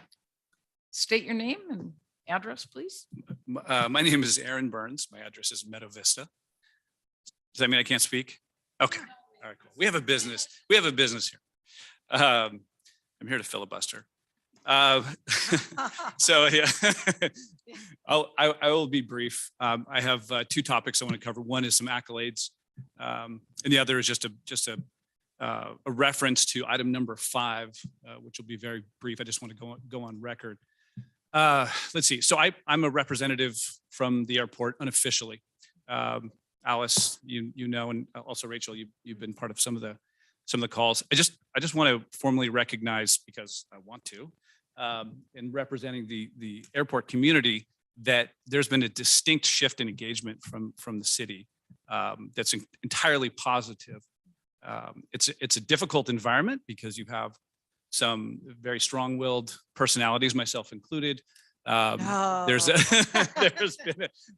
been a, you know, the airport has been navigated some complexities for decades beyond me. I'm being vague because we don't need to get into details, but it's a difficult environment. And what we've seen is John's approach and engagement with the airport community has been very well taken. And in particular, he working with Jonathan Wright. Jonathan has completely changed even the trust factor around the airport. It's really been something to see, like truly. So that's my accolades, and thank you, Jonathan, and congratulations on your raise, John. I do want to go on record to state that the least request, I should say the assumption and the extension, is not the lease that I want. It's not the lease that I aspired for, and it wasn't the lease that I was seeking when I purchased the building, or it wasn't part of my intention when I purchased the building from the Van Houts. And the only reason I'm making this remark, I don't need for us to go into the weeds of the history and the core rationale for the FAA guidance and state of California guidance. That's not what I'm here to do. That's been gone into a depth. What I'm simply here to do is I want to state on record that what I've requested is not what I'm getting. I appreciate the ratification of the assumption of lease and the 5-year extension. But when I purchased the building, I was really expecting to be getting into a 50-year lease. And that's the way the conversation started with the city. The reasons for that, again, that's not what this forum is for, but I just want it on record because I don't have it anywhere in an email. I don't have anything that officially says you're asking for this, but we're only going to offer you that. To be clear, Jonathan his communication is fantastic. It's not something that is missing in our communication. I'm just saying there's not a formal statement, for example, from the city attorney, for example, saying this is why you can't get it and this is it. That's why I'm here, just to make that statement. And I will continue to engage and try to get ultimately what I want, right, from my own personal interest. That's a given. We all have that. But that's it. So no specific asks, just go on record and pass on accolades. So that's it. Thank you. Thanks Thank for you, Mr. coming. Burns. So noted. Right on. Thanks.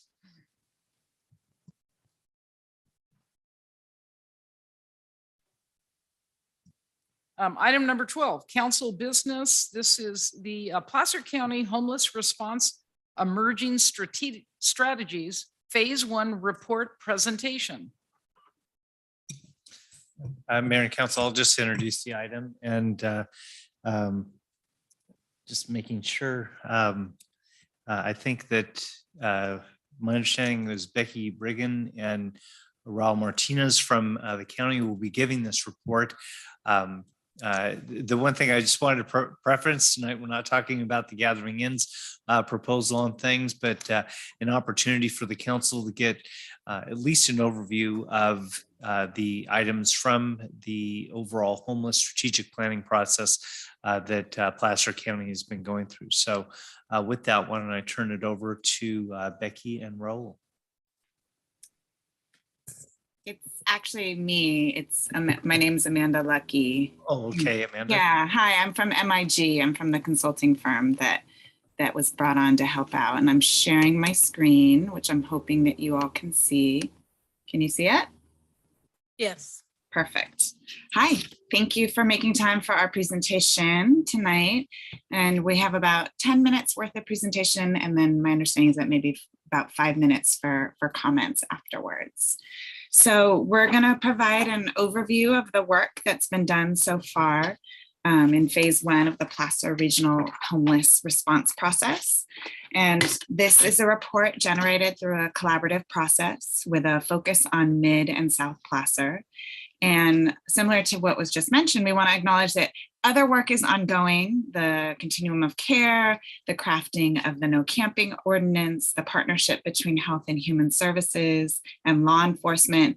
And this effort that we're talking about is aligned and in relationship with those. But what it's not in, there are other conversations that are happening in the county that everybody has heard about that this process is not in relationship with, namely the Campus of Hope proposal. So we just wanted to make that clear. So we're going to do an overview of the work that we've talked about and then discuss the emerging strategies. So as you can see here, this is a very detailed graphic of what we've been doing since last June. We began with a summit, a regional summit last June, and then intentionally started with data collection and interjurisdictional conversations with 3 main groups. You'll see at the top, a steering group. Then we had a regional working group made up of staff and professionals throughout the county, and then an ad hoc group, all of which met regularly for about 6 months to guide the process and provide comments and edits to emerging content. And as you can see, we had 3 major steps. First, discovery, then big picture planning, and then surfacing some proven and promising potential strategies that we'd build on and to enhance the region's efforts. So it's important to note that the strategies that are detailed in this report that you've all had access to are still emerging. There's no consensus yet on these, and they await review and discussion with your constituents. The regional working group identified a set of potential strategies which were informed by their expert opinions and best practices. And then the ad hoc members supported it and then elevated it to then test with the community. So you'll see here in this graphic that July to December was phase 1, And phase 2 really begins now with you and with casting the net further to all the council members and all the jurisdictions, and then to the public for review, comment, refinement, and to add details to the strategies that are prioritized and lifted up to move on to phase 2. So ideally, we would have a lot of time to go over all the data, so that we would all be on the same page and have access to all the same information. We don't have a lot of time right now. I'm hoping that you all read the report and had time to really sit with it and look at all of the information that's Placer County specific, and also the best practices that were lifted up and highlighted. But for the sake of right now, we just want to reference it and acknowledge that this is all very data informed, and that if you want to learn more, go look into the report where it has everything from information about homelessness rates, and then also really specific details around shelter capacity and the legal ramifications of Martin v. Boise. So please, take some time and look into that data. So the strategies that we're going to talk about right now were collectively generated and discussed by the regional working group, and then advanced to the ad hoc for consideration. And as an organizing framework, this graphic shows the impact areas that we described in our report, first in our existing conditions and then later in the phase 1 report. And we use these different concepts and themes as a way to assess the adequacy of the system as a continuum to meet the needs and the goals of the region. So the 5 impact areas, the 5 kind of levers and places to really focus that you'll see here are prevention, crisis response, housing, and at the bottom, you'll see what undergirds and supports all of these specific strategies are integrative programs and systems, and community engagement and support. And so as I'm moving forward through describing the specific strategies, they're all going to be grouped in these 5 different areas. So our overall outcome, as you'll see here, is maintain the lowest rate of homelessness in Northern California. So we know that there's been a lot of really amazing things that have been done in Placer County, and in our changing context and changing situation, we want to suggest some potential strategies and ways to maintain this outcome. So this is what we're working with for now. And you'll notice as I go through these slides summarizing each strategy, we're going to share what the proposed strategy is, and then also the level of overall support from the ad hoc group. They wanted this to be really clear that just because these strategies are being elevated, there was definitely not consensus and agreement about all of them. They made the point they didn't want to approve the strategy until you all, their colleagues, could discuss them, and even more importantly, until your constituents could weigh in. So this is not a way of saying that this is what they 100% support by any stretch. So we'll go through them, and then as soon as I'm done, I'll turn it back to you, Mayor. And if there's any comments or questions, I'm happy to discuss. So the first couple are under prevention. And the first proposed strategy is to continue to explore the need for an emergency shelter in South Placer outside of residential neighborhoods with on-site services or proximate access to services. So I just want to highlight that it's outside of residential neighborhoods. That was something we discussed a lot about where things are located. And then as you'll see here with the yellow characterization, we used a green, yellow, red spectrum, that members of the ad hoc group had mixed support for this strategy, but generally they were open to further exploration of, so many times we talked about it just depends on implementation, right? It's a great idea, but what's it going to look like? How is it going to be funded? Where is it going to be cited? All of these details need to be fleshed out, but they were open to the exploration of it. Another strategy under prevention, and this is very important to elevate here, was to renew the conditional use permit for North Auburn Emergency Shelter. And people were largely in favor, but they really deferred to you all. And they said, it's not really up to us to decide. This is an Auburn decision, but there was general support for as long as it was supported by Auburn.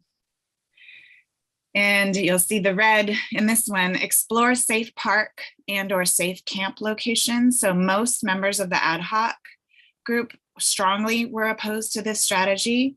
There were some that were open to further exploration, especially based on constituents and if there was desire from a larger community to continue this conversation. There was openness to that. Okay, so moving on to the next category of crisis response.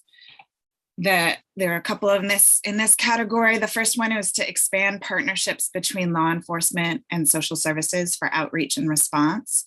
And this was, I think, by far and away one of the most popular strategies, that people were highly supportive of this strategy, pointing to its current successes and very interested in expanding. Another one under crisis response is to explore the potential of a sobering center, which is a short-term respite and urgent care center for folks experiencing intoxication or a mental health crisis. So this isn't a long-term shelter. It's really, 24 hours, very short-term, where folks will be provided with appropriate services and support. So there was cautious support and interest in this strategy from the ad hoc group. But again, wanted more information. What is it going to look like? Who's going to pay for it? What are the criteria? What kind of supports do you provide there? That all needs to be fleshed out. Okay, moving on to the next category, which is around housing and supportive services. Explore the possibility of growing the amount of supportive interim housing by converting hotels and motels into interim housing informed by siting criteria.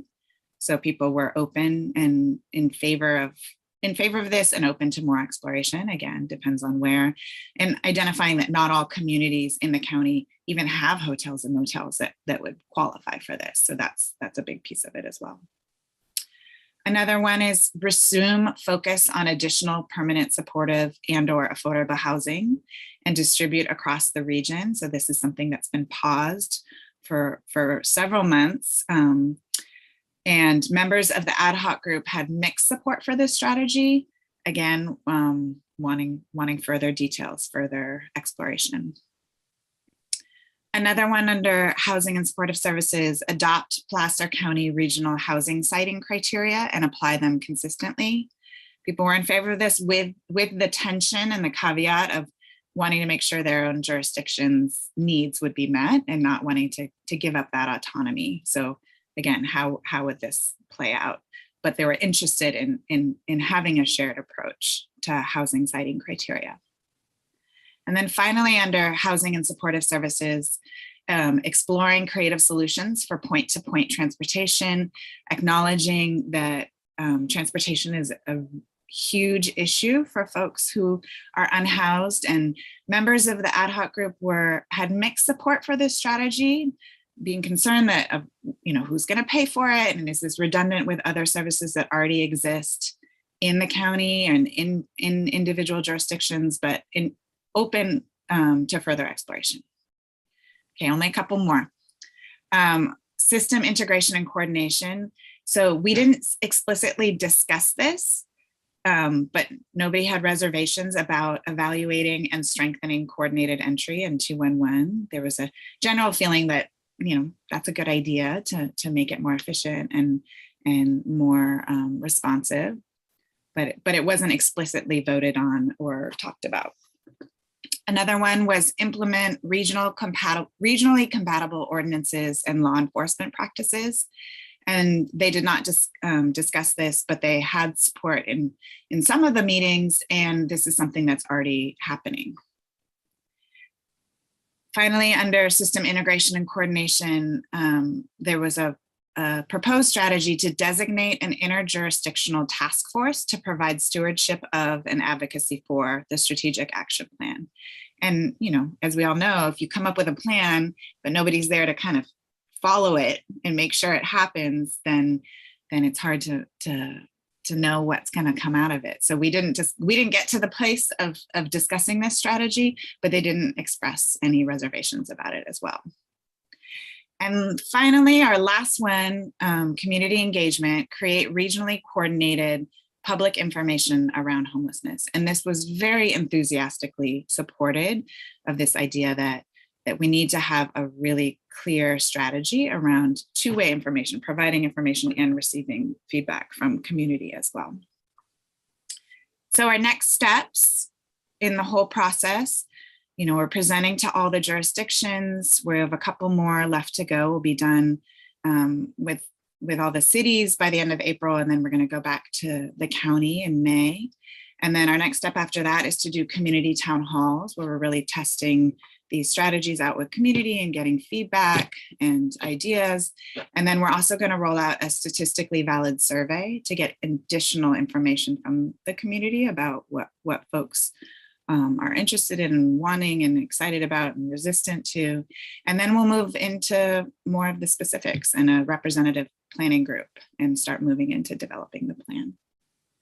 So that's what we have. I'm happy to go back if it would be helpful and go to any of the particular slides, but I'll turn it over to the mayor for any comments. Thank you very much for your presentation. Do I have any comments from our city council? Okay, Councilwoman Riddell Harris. Thank you. I really appreciate you coming and speaking with us tonight. This is a very important issue, and I understand how difficult it is getting a lot of people from a lot of different jurisdictions together to discuss difficult topics, and I appreciate all the time and energy that went into this. I have to say I'm a little disappointed in the results. It basically came back that all the things that are non-controversial, everyone's behind, and everything that's controversial, they couldn't make up their mind about, and that you're going to throw out to the public something with no details. So we don't really have anything substantial to comment on, but we're going to go get a lot of community support about things that don't have any substantial meat to them. So that I don't expect a lot to come out of that, because how do people comment on something that has no actual information about it for people to comment on? So kind of just, I was hoping that we'd get something more substantial so we could have a chance of moving something forward in a decent time frame, but it sounds like it's going to be a much longer process. I am I'm hopeful that we can get something out of this. I know that governments aren't always the most efficient at getting things moved forward, especially when you have to agree on something as a group. But I really would hope that there'd be a better time frame than taking almost a year to come up with, we can't decide about anything controversial and we're going to throw it out to other people. So I appreciate all your hard work. I know this is really hard. I know everyone got together. I'm just kind of disappointed with the results, but thank you for giving us the presentation. Yeah, no, I appreciate that. Thank you. Oh, and one more quick thing. I saw that map on the zip codes, the rates by zip code. Would it be possible to, in moving forward, get a rate by zip code that they came from versus where they live now? I mean, it's pretty obvious where the homeless shelters are now. And so it's not really that interesting to say the homeless live where the homeless places are and where they can get services. But I'd be really interested to see where they come from, to see if there's a big shift of people that come up to Auburn but they actually came from other zip codes. Great question. Yeah. Thank you so much. Thank you. Councilwoman Dowden-Cavill. Yes, thank you very much. And I wanted to thank Councilwoman Riddell Harris for bringing that point up. I think that is very critical to know where these folks are coming from, because we all know that they're not all from Auburn, that they have traveled here throughout the county and other counties as well to receive those services that are provided out there in North Auburn at DeWitt. So having that data would be very helpful. Just a couple little quick questions on this. For 1A, actually 1C, explore safe park and safe camp locations. I just wondered how this meshes with the county's recent action on the camping ordinance. How it meshes, like whether it's interconnected with that, or? Yes, I mean, the Board of Supervisors recently took action to adopt the camping ordinance out there at DeWitt. I was just wondering if that was, here we had an option of exploring safe park and or safe camp locations. And the group was strongly opposed to that. I just wondered, is that really, how does that relate to the action that was recently taken?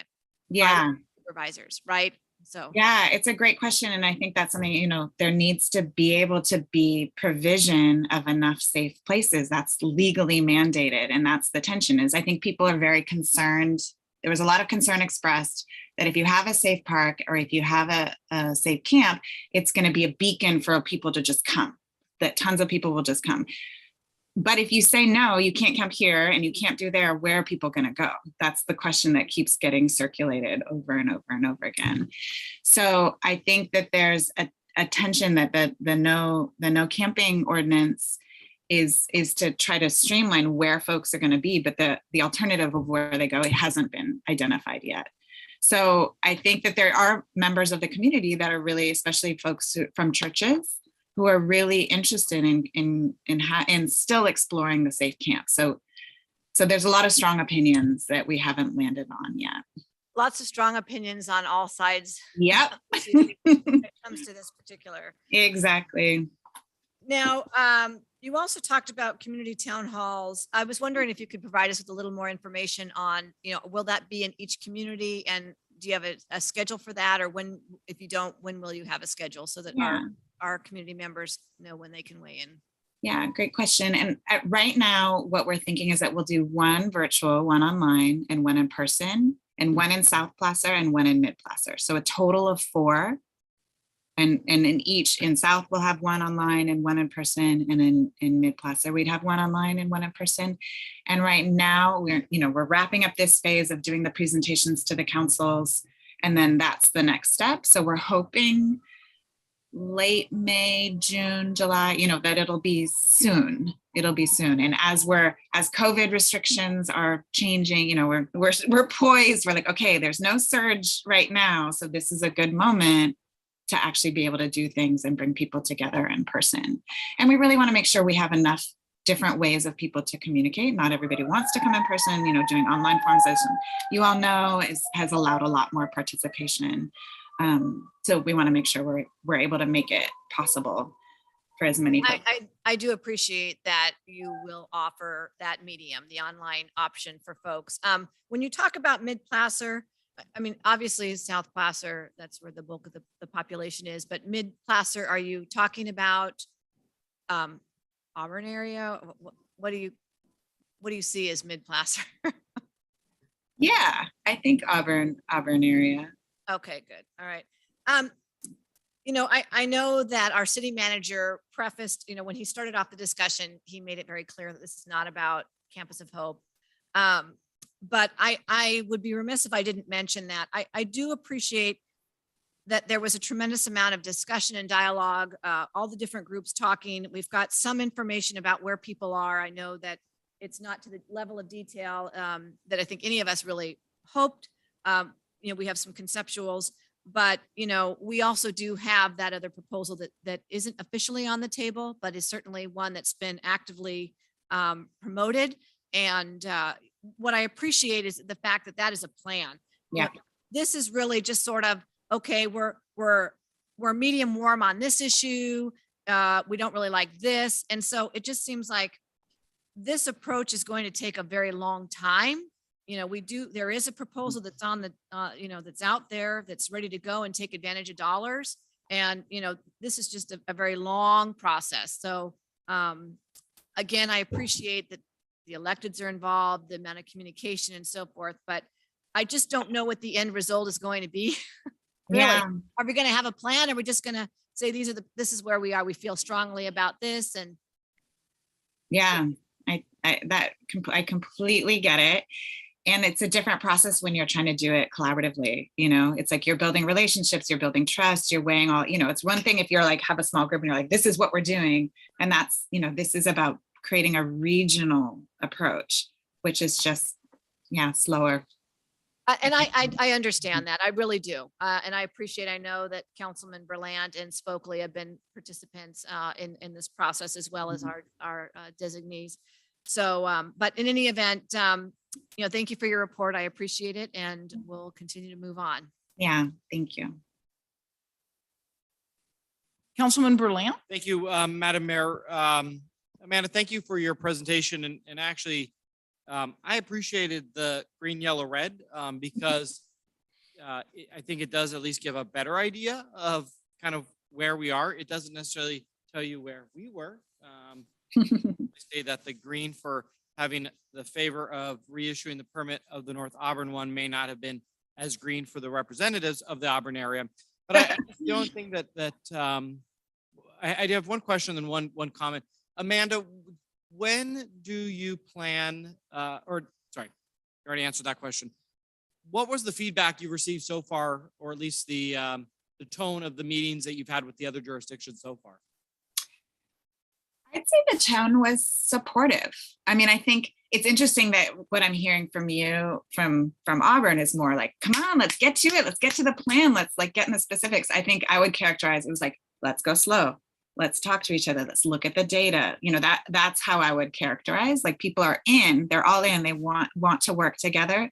But I think there has been a desire to really like move at a pace that allows everybody to feel heard and to feel like their needs are being met. And so, which is at odds with the crisis and needing to actually do something to solve the issues. So I think there's a recognition of that. But I think there was a desire for real transparency and clarity and a feeling that nobody wants a decision to just be made by the county, and that, you know, we need to be really clear. This is not a county process. This is a collaborative regional process. And so that means you have to go slower. You can't just make a decision. Well, I very much appreciate that, because I think that was the most articulate way to explain both what happened in the ad hoc and then again, kind of where the results that we're seeing today and how we got there. But I am curious, obviously, I think the tone of Auburn, at least our residents, if not the council, is we are in crisis. Yeah. We have been dealing with this issue for multiple years. Yeah. We've had our own task force that has addressed numerous pieces. We've been, we put money in to the emergency shelter that's in Placer County. And so, you know, Auburn has been all in. And so I think that the tone is obviously, let's get going. I'm curious though, how do you, and I realize that the county themselves is not represented today on this meeting, but do you have an idea of how the county is going to balance the need for continued collaboration, which means the others who want to go slow versus those who are ready to actually see an action plan and measurables and actually see people getting services and off the street? I would imagine that we're at a flexion point. You know, we've had a collaborative, you know, we've had lots of people having opportunities to weigh in, and we are moving and arcing towards, we're going to make the decisions and we hope everybody's on board, but the train has to move forward. So I think there is a sense that we're not going to be staying in this, you know, what do you think? What do you think stage forever? Like we are moving closer to the stage where decisions are going to be made, and hopefully everybody is going to be involved. But I think that's not going to stop us from doing things just because everybody doesn't agree. That makes sense. It's not going to be an 100% consensus process on every step of the decision making. And I think what you're saying is what you are dealing with in Auburn is very different from what's happening in other communities, and that so we can't pretend that everybody is coming from the same exact place in this decision making process either. Yeah, I very much appreciate that, Amanda. And I Yeah. guess I'll just conclude with, I hear the frustration of the lack of teeth.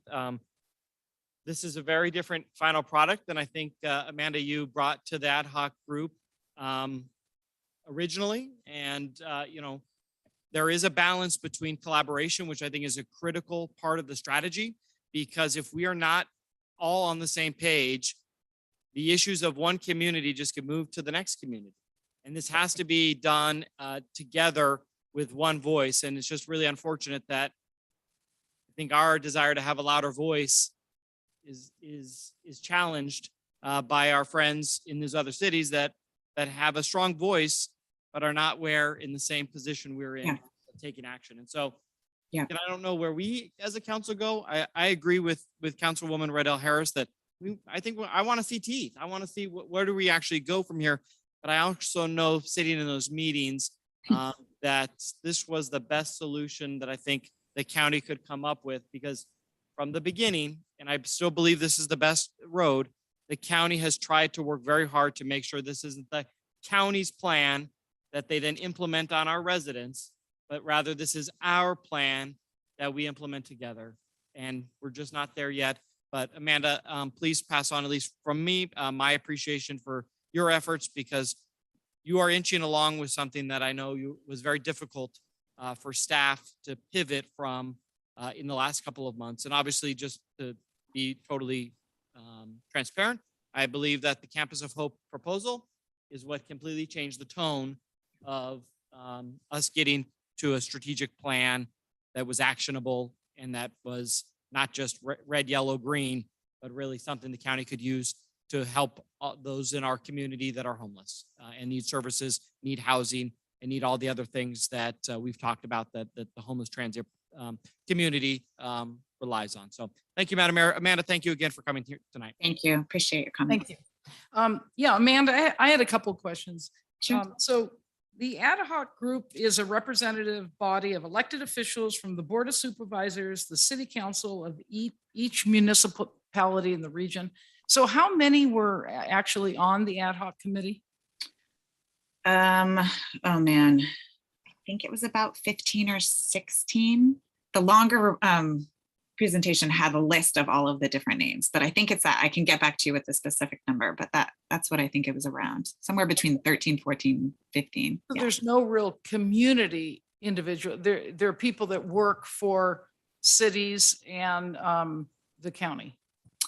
On the ad hoc, that was all electeds. On the regional working group, it was people from Kaiser, from Sutter Health, from staff members, city managers, people from the police department and the fire department, so there was a range. Okay, so and this is the ad hoc, the elected only. Exactly. We're working. With. Yeah, when we see the yellow, red, and that was one of the comments that came up is like, well, we are seeing what the ad hoc thought, but we aren't seeing what the regional working group, we're not seeing the equivalent yellow, red, green comment from them.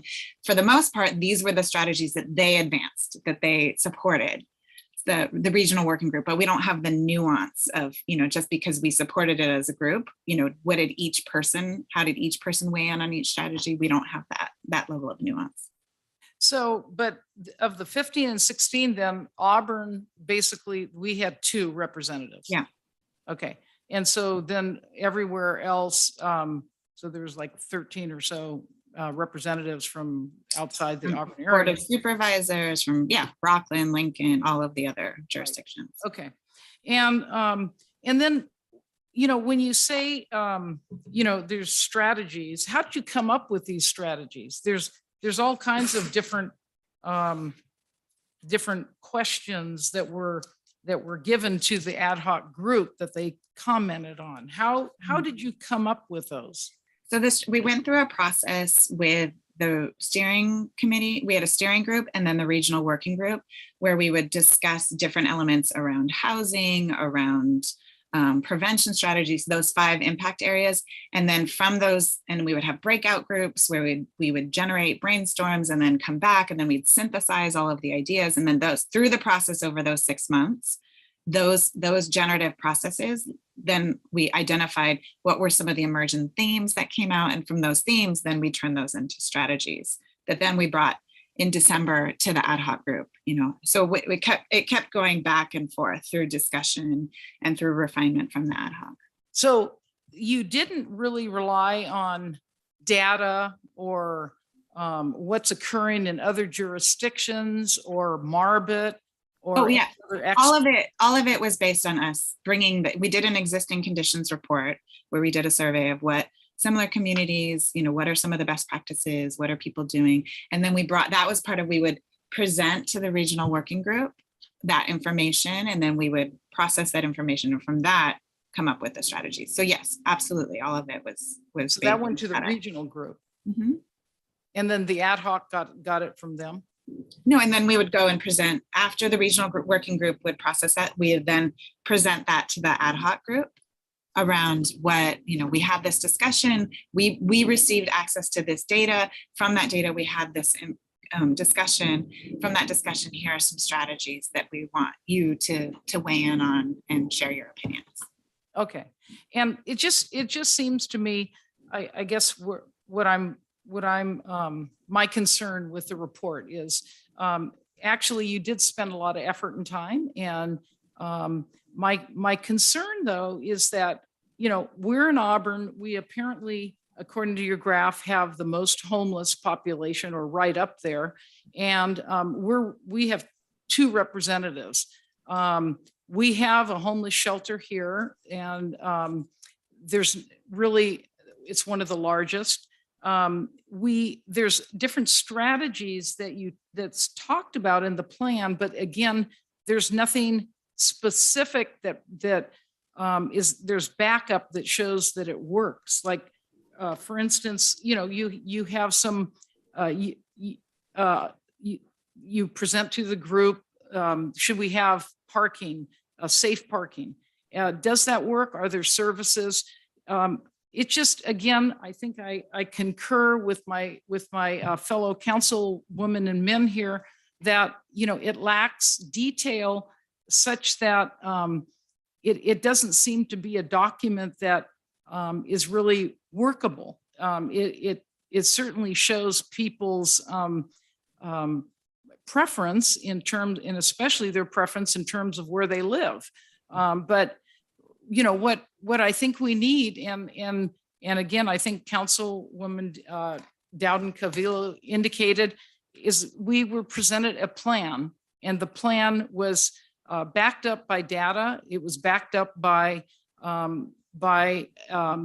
experts who, it's a very, very concise plan that I think was something that we're looking for from the county. And so far, we haven't seen that. But I do appreciate the fact that, you're involving everyone. I just wish there was more, again, more specificity as to what works and where we can go from here. Because this, as you said, this is at odds with the crisis that we're in. And actually the crisis is probably even larger and growing in South Placer than it is in Auburn. So, we'd like to see a plan and hopefully in the near future, you indicate that, there's going to be something more specific and decisions will made. So I look forward to that opportunity. So thank you for that presentation. And I don't know if there's anyone from the public that would like to give a comment. Okay. Okay, and this was informational. So we will, thank you, Amy, Amanda. And you too, Amy. We'll move on to a very easy item here. Number 13, the budget calendar. Good evening, Madam Mayor, members of the council. For the record, Nathan Bagwell, I serve as your Director of Administrative Services. I just wanted to check in this evening. I know we spoke recently with regards to the mid-year financial update, but you'll find with your agenda packet this evening, there is a calendar. I just wanted to briefly outline a couple of things. There are some things that are going to be a little different about this budget cycle than in years past. For example, we're doing a 2-year budget cycle this time. And just kind of the process that we're working in right now. We're actively in budget development right now. So the city manager and I are going to be working with each department to develop their, basically working off of their base budgets, going over any augmentations or staff requests that they have. We'll be doing the same process with regards to the capital improvement plan with Mr. Dean, our good friend. All this will be culminating in bringing it back to council on May 9th. And we'll have our first budget workshop together. A couple caveats I want to make you very aware of is that we are going to be updating our performance metrics throughout this. We are continuing to work towards transparency.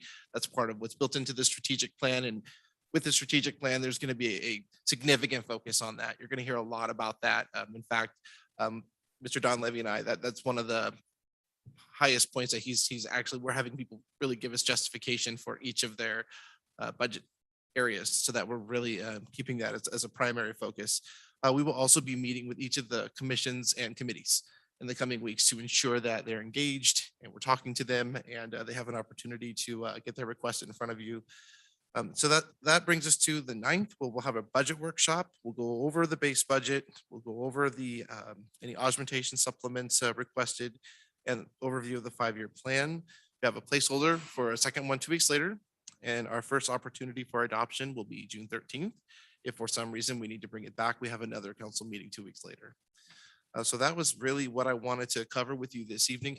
One last thing I want to mention that, yes, it's a 2-year budget cycle. We will be coming back with updates. So we're going to have a 6-year, we'll have our mid-year, we'll have a mid-cycle budget update. So we're really going to do what you're used to seeing. We're just kind of coming at it from a slightly different template to start.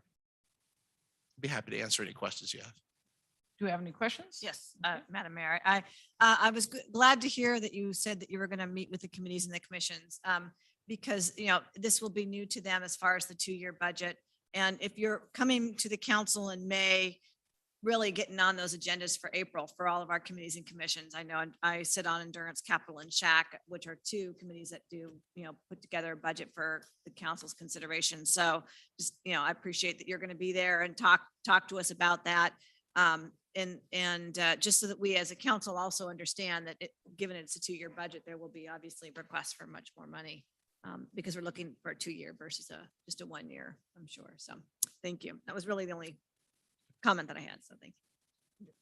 Just because I know that some people haven't done a 2-year budget before, there's going to, basically this time next year, there's going to be adjustments that are made based on the fact that things change in a year and you might need to go up and down. So even though it is a 2-year budget, it's not like we don't come back to it and make adjustments next year. Absolutely. Yeah, a lot's going to change between now and then. And really, the second year is more of a projection, but we are going to go ahead and adopt 2 years worth of a budget. However, we will be coming back just like we normally would. So you'll be hearing from me again this time of year saying, okay, we just had our mid-year update. Now we're going to go into year 2 of this budget cycle, and then we'll do basically the same thing as we would on an annual cycle.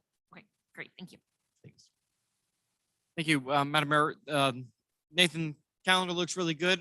Just one quick question for you and or for John. You guys plan to do anything different when it comes to public outreach? In here, we'll have our normal budget workshop. I'm just curious if there's any plan that you have to get the word out to the public and somehow, and I don't know what that is because sat on here for 8 years and we've done many strategies and often get a room filled to the same capacity we're here today. I'm just curious. You're new to this 2-year process, so I'm just curious if you have new strategies on how we engage, if so, the public any differently in this process.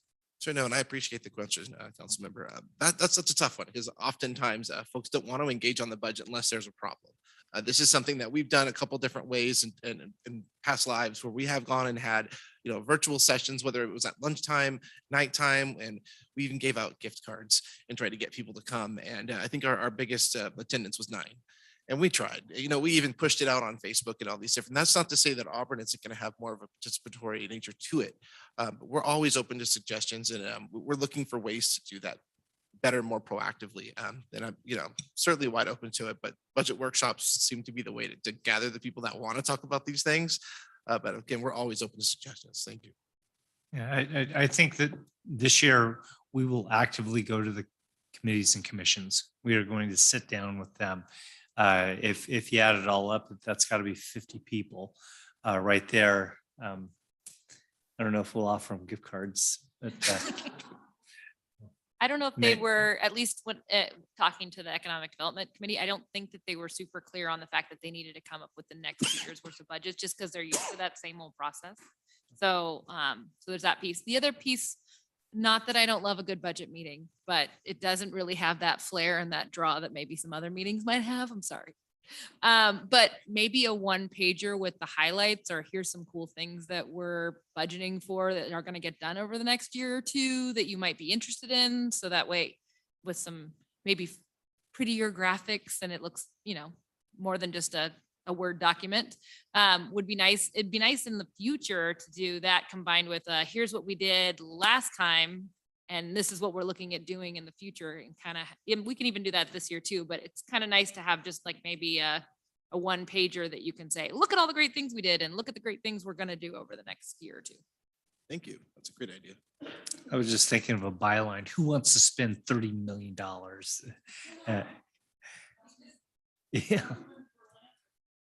Yeah, that was it. I appreciate Nathan hearing back what you might want to do differently because I think for all of us, we've said it over and over, how we engage the public and do it a little differently is important. So just let us know what that looks like. Will do. Thank you. Thank you. Madam Mayor. I like the calendar and do I have any public comments or questions? Okay, do I have a motion? Yeah, Madam Mayor, I'll go ahead and approve, make a motion that we approve the budget calendar for the upcoming 2-year budget cycle, 22-23, and then the fiscal year 23-24. I'll second. Councilmember Berlant. Aye. Dowden Calvillo. Aye. Riddell Harris. Aye. And Mayor Amara. Yes, thank you. That passed. Item number 14, the Auburn 2022 Pavement Management Program. Menjel. Yes, I do. Good evening again, Madam Mayor, council members, Nigel Dean, Public Works Manager, and I want to spend $30 million. I got the guy right here that can help us do it. With that, in August 9th, 2021, council gave the staff direction to, and you guys approved the amendment to the on-call engineering service. At that point, the city solicited Coastal Engineering to help us put together the pavement management plan. Staff has been working diligently with Coastal Engineering to get this thing put together, and we're finally at a point where we're super excited about what we have on paper and that we're able to present it to you tonight.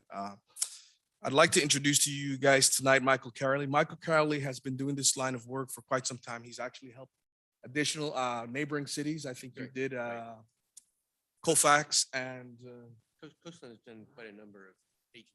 yeah, with this similar thing. So this is something that they're very familiar with, and we were happy to have their expertise to help us along the way with this. As you know, the city's 10-year pavement management program was expiring and was well due to actually see some updates. It didn't necessarily address everything that we wanted, and this is going to be a thorough look at what the city's got.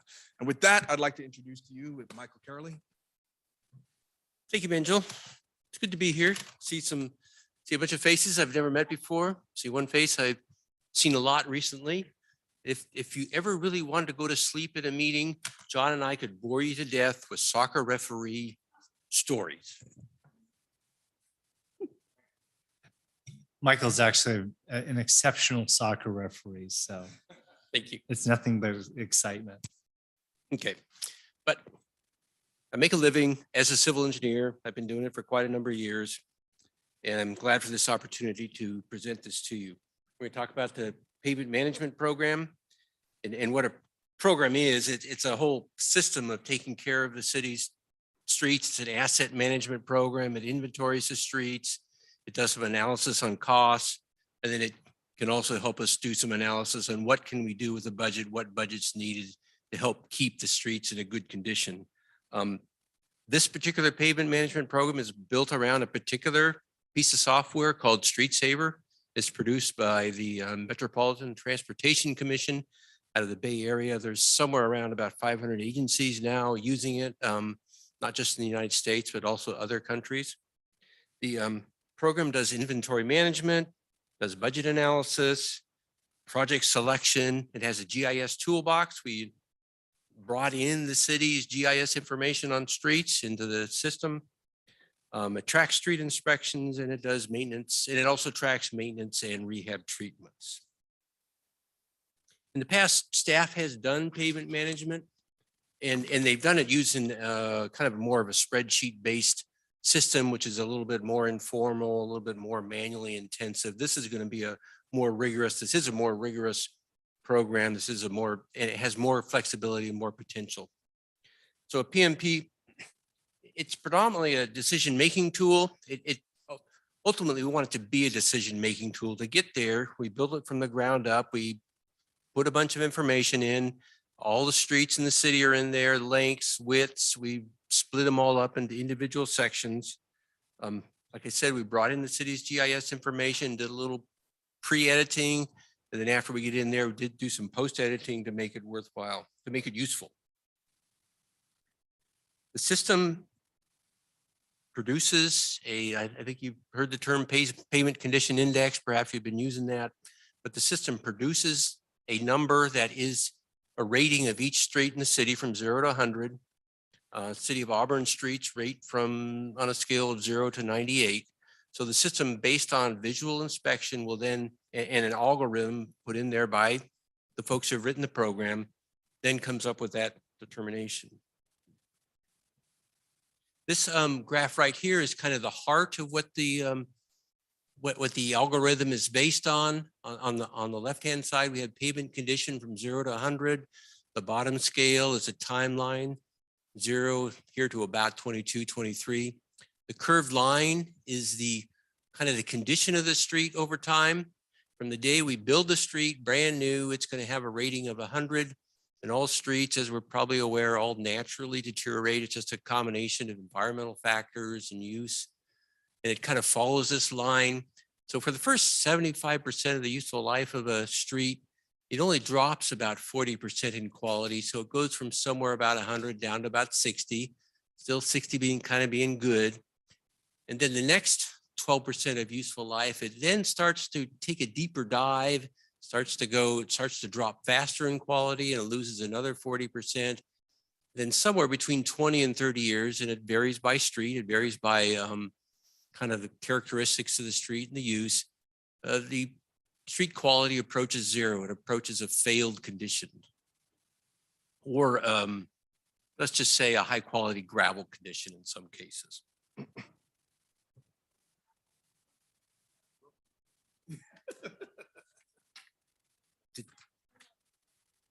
Is it dependent at all on use too? I Yes, mean, yes. because I just didn't see that in the graph. Yes. So that the useful life has to do Yes. with how many people are driving What- on it as well. What we do is we go out and visually assess the condition of each street. We figure it out where it is on the curve. And then the program does a prediction on how much longer, how it's going to deteriorate. And then periodically, every 3 to 5 years, go do another visual inspection and find out where it is. Okay. And so if it's had heavy use, we'll find perhaps it's deteriorated faster than we thought. If it's had a really light use, maybe it's stayed in better shape. i.e., for instance, an arterial street will slip a lot more where This map right here, this is one of the things the program produces. This is a colored map. Greens are the good conditions, greens and blues and yellows, greens being excellent, very good, blues being good, yellows being fair, and then into the oranges and reds. The color rendition on this particular slide isn't very good. I think there's a similar picture in your staff report that's a little bit better. We've actually produced this at a much bigger scale, better quality. This information can be transferred into the city's GIS system, so it's available for public information as desired.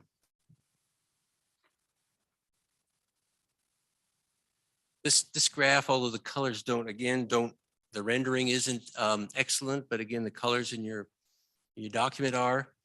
The condition of the streets are grouped by what's called a category, 1 through Roman numeral 5. So everything, and the purpose of that is to figure out what type of treatment are we going to apply to that street. Again, it's just kind of as we're doing our budget analysis. So for things in the 1s, we're going to have a pavement maintenance type application. We're going to seal cracks and we're going to do slurry seals and equivalent.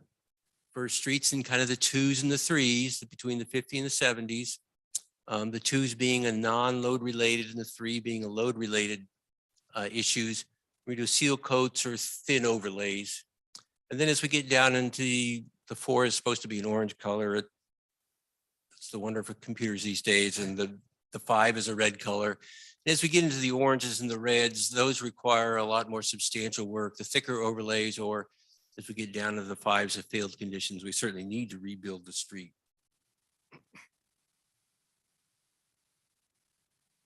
So here's a quick little graph, just kind of a quick summary of Auburn's pavement assets. Arterial streets, we have about 6 centerline miles. Collector is about 14 centerline miles, and then residential local streets about 53 miles. You can see the numbers of sections per each one of these categories. Total right around 73 miles, centerline miles in the city. The program calculates a replacement value of 127 million for these streets, generally based on a price of right around about $10 per square foot. It's based on street or area. That's pavement only. That doesn't include curb, sidewalk, drainage. It doesn't include any of the other amenities out there that are equally valuable. So a quick little summary of findings. The graph kind of speaks for itself. Generally speaking, the traffic volumes in in Auburn are low to what would be considered moderate volumes in the arterials, low to moderate on the collectors, residential, certainly low end on mostly the residentials. The significant arterials in Auburn are fortunately owned and maintained by Caltrans. Grass Valley Highway and a portion of Elm Street from I-80 up to where 4993 connect and takes a turn and go on over to the south, I guess. The average PCI is determined, the program is calculated an average prorated PCI for the entire city of 66, which is kind of in the good fair category. And it's still pretty solid, but starting to pretty close to sliding into the worst conditions. If just kind of, this is just those what if things, if the city did nothing to their streets for the next 10 years, the PCI would deteriorate down to about 46. So it would drop pretty significantly.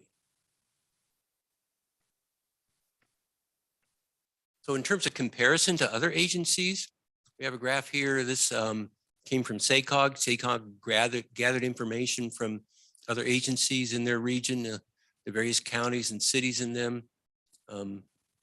Auburn's is kind of right in about the middle of the pack. Sorry, on the slide, the graph lines don't appear very well, and maybe even in the printed copy. Auburn being 66, and then you can see some agencies there right on the left side, Colfax to Yuba County and what their numbers are. The one thing, both as a resident of the SACOG region, it's just sad to see that in general, the PCIs for all the agencies are all sliding downhill. And I think that just speaks to the availability of money for pavement maintenance purposes in general. A quick little graph of the different categories by type of street. The local streets, the city has a little bit more than half of them are in good condition. And then the remain about an equal percentages in the other categories all the way down to the red condition.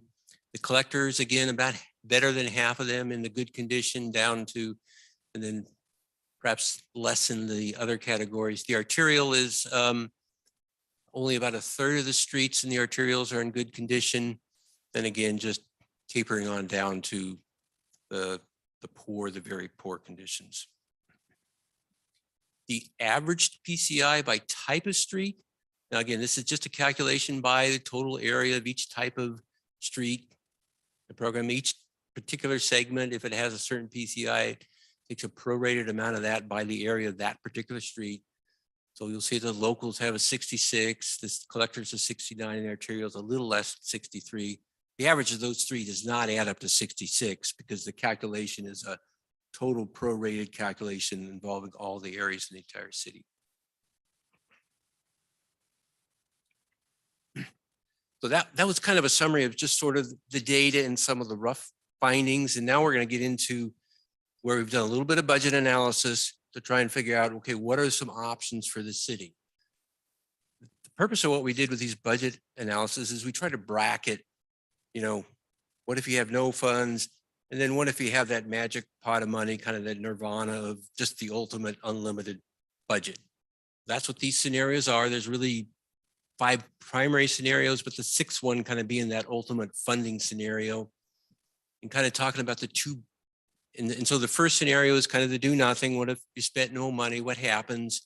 Scenarios 2 and 3 are an annualized budget approach. You have so much money per year. It grows by a certain amount in revenue each year, perhaps 5%, has an inflationary factor of maybe 3%. Scenarios 3 and 4, no, I'm sorry, not 3, but 4 and 5 are target scenarios where we're setting an objective target, meaning we want to attain PCI of 70 for all the city streets or 77.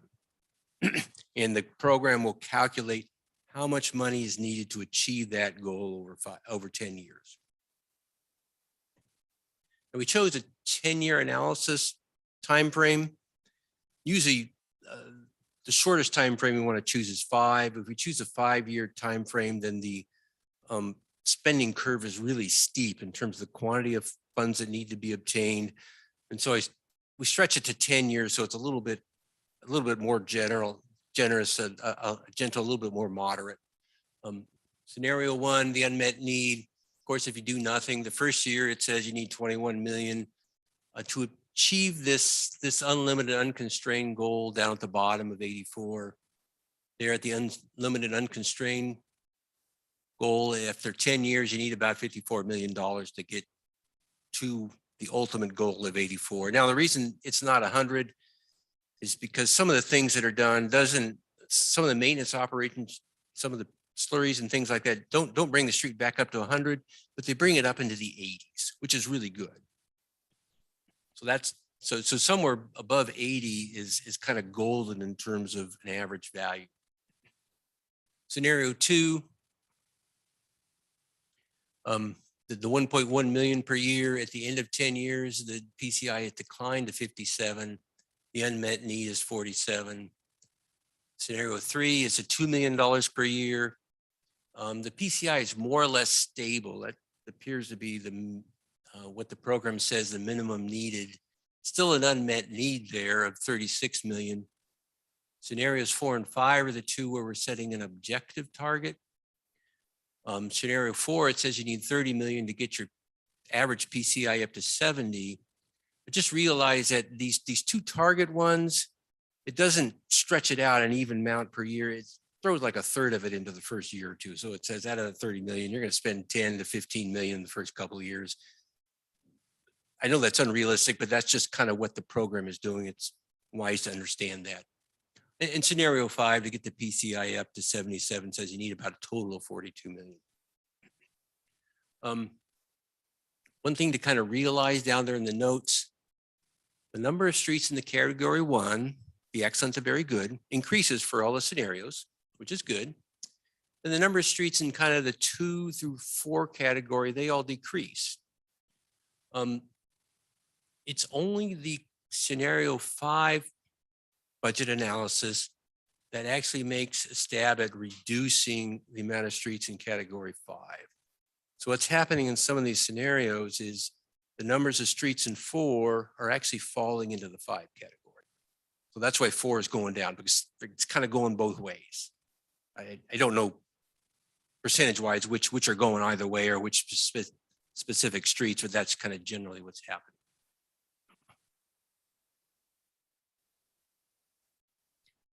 So now, as part of what Minjal was putting together the annual street maintenance project, and what we did is we actually put the annual street maintenance project into the system, and then we created a budget scenario based around that. So starting with fiscal year 22 as being the actual streets that the city has selected for at least the overlay portion, we're still not 100% on what the streets are going to be on the pavement maintenance portion. That still needs to be worked out. But just again, just to kind of partially show you the capability of the program, we put them in there with a budget of 1.6 million. And then the system comes up with a map of where those street sections are. The colors are, I'm sorry, I've kind of gotten away from my copies. The reddish colors are the, oh gosh. That's Auburn full screen. Yeah, the reddish colors are the kind of the pavement maintenance activities, the slurries, that type of site, that type of work. The blues are the pavement overlays. You can't see it, but there's an intersection there at Leekman Way and Maple that is getting overlay. It's kind of mixed in. Yeah, so the red represents the chip seal and the slurry coat, and the blue would be the. Now, as part of your staff report near the back, there is starting on page 342, there is that scenario listed. And it's the same thing for each one of the scenarios. We put a cost summary in there, network condition summary, and then actually listed out a portion of the individual streets and the various treatments. The program tracks all of that in a great amount of detail. And there's also a detailed map showing, at least for this version, which streets are getting treated by fiscal year. So pretty much that's the presentation on the pavement management program itself. opportunities are, at least in discussing with staff. Currently, they'll have 1.6 million for this year, and starting next year, about 1.1 million per year. And in the program, we've assumed a 5% annual growth. Whether it happens or not, that can be adjusted. And then there's possibility of other grant funding opportunities. I've been working on quite a number of projects that are grant funded the past number of years and assisting some other agencies with grant funding opportunities. And unfortunately, I'm not seeing a lot of money available for strictly maintenance activities. Certainly there's grant opportunities where, say, you were talking about Auburn Folsom Boulevard, you want to improve the bicycle pedestrian situation. There are grants where if you're doing sort of a joint project where you're improving bicycle, pedestrian, and you're also doing some maintenance, then SACOG has a number of programs where that's a possibility. CDBG funds are possible for ADA ramp improvements. I know a number of agencies use it that way. Depending on whether you have HUD qualifying low-income areas, it can also be used for a wider range of improvements in those types of areas. There's certainly opportunities for different funding mechanisms. One thing we've noticed is that the LTF, in fact, the city has received $300,000. Mangel, I'm sorry. Can you get on the microphone? If you're I speaking? apologize. I said there are certainly differing funding opportunities. One thing that we did notice this year was an increase in LTF funds. The LTF funds came in about $300,000 heavier than we originally anticipated. Those particular set of funds we're going to put towards the storm drains this year because we have some activities throughout the city, but it's anticipated that next year that those funds are also going to be at a higher level than we originally programmed. And we're also going to see the ability to use the low carbon transit operation funds for things related to streets and roads as we're building up our transit program. The RSTBG funds as well have increased. So there's ways of us funding this. There's certainly been an increase in funding, but to reach a level that's the ultimate, it's just not there. There's going to take a certain commitment from the general fund or however council sees to forward in order for us to get to that 70 PCI, if that's the goal. With that, we're pretty much at the point where the presentation portion is done. If there's some specific questions or comments you'd like to make, we'll do our best here to address them.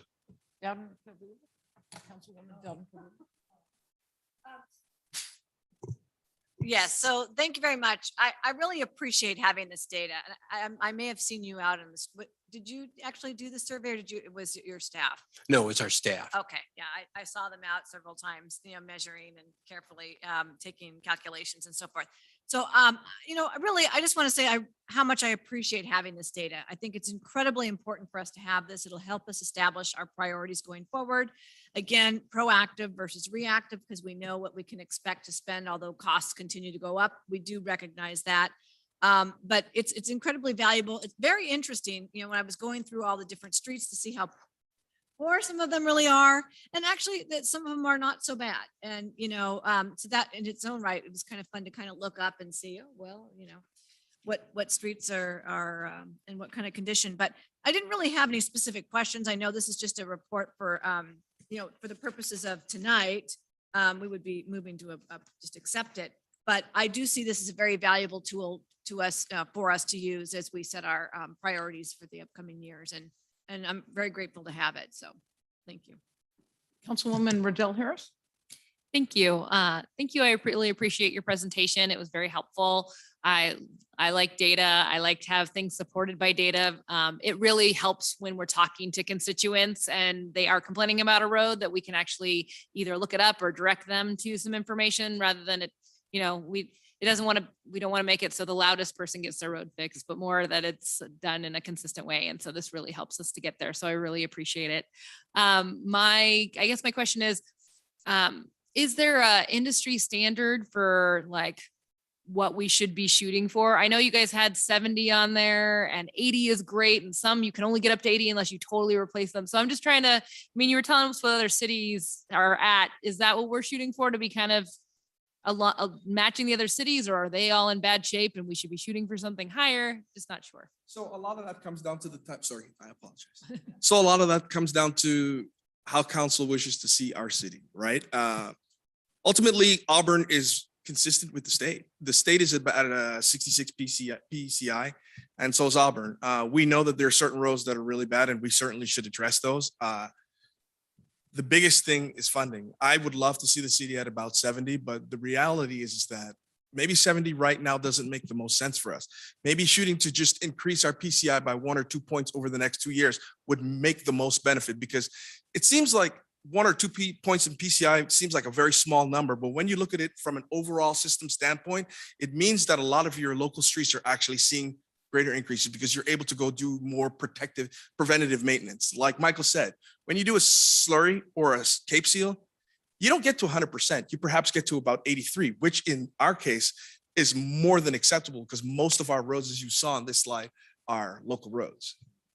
Yeah, I would really like to have a small achievable goal Right. that we can actually reach versus kind of shooting for the moon and maybe being disappointed. So I think that would be great to have that as a part of our plan, is to come up with something that's achievable that we think we can get to. And once we get to there, maybe we shoot for something else. But yeah, I think that's a good idea. So absolutely. So staff's objective after council receives this report is to bring something back to you and help you to make that decision.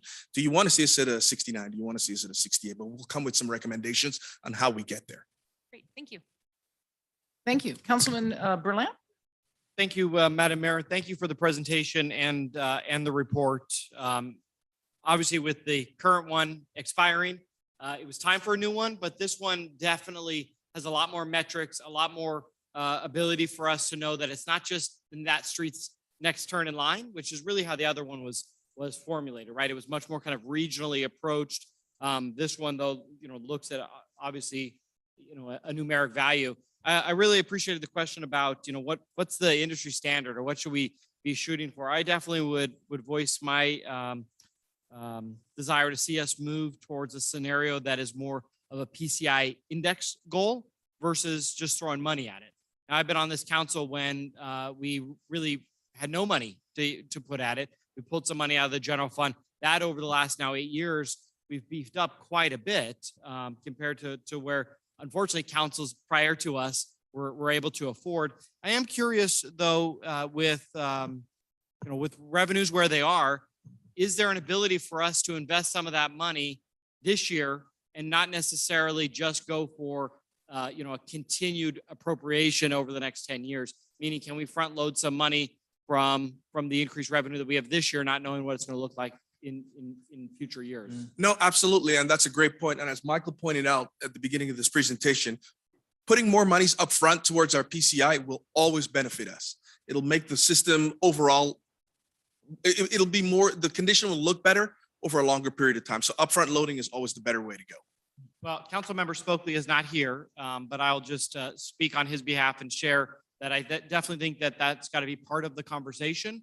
When we look at budget development for next year, we know that revenues are up. We don't know if that is a sustained up. And if it's not a sustained up, and we're going to make some decisions that are more one-time based, I think this, this allows us to calculate throwing some one-time dollars into that 1.6 number and increasing the average PCI that we have for the city. And absolutely. And the beauty about this system and this program that we're using, it's 100% allows us to make database decisions.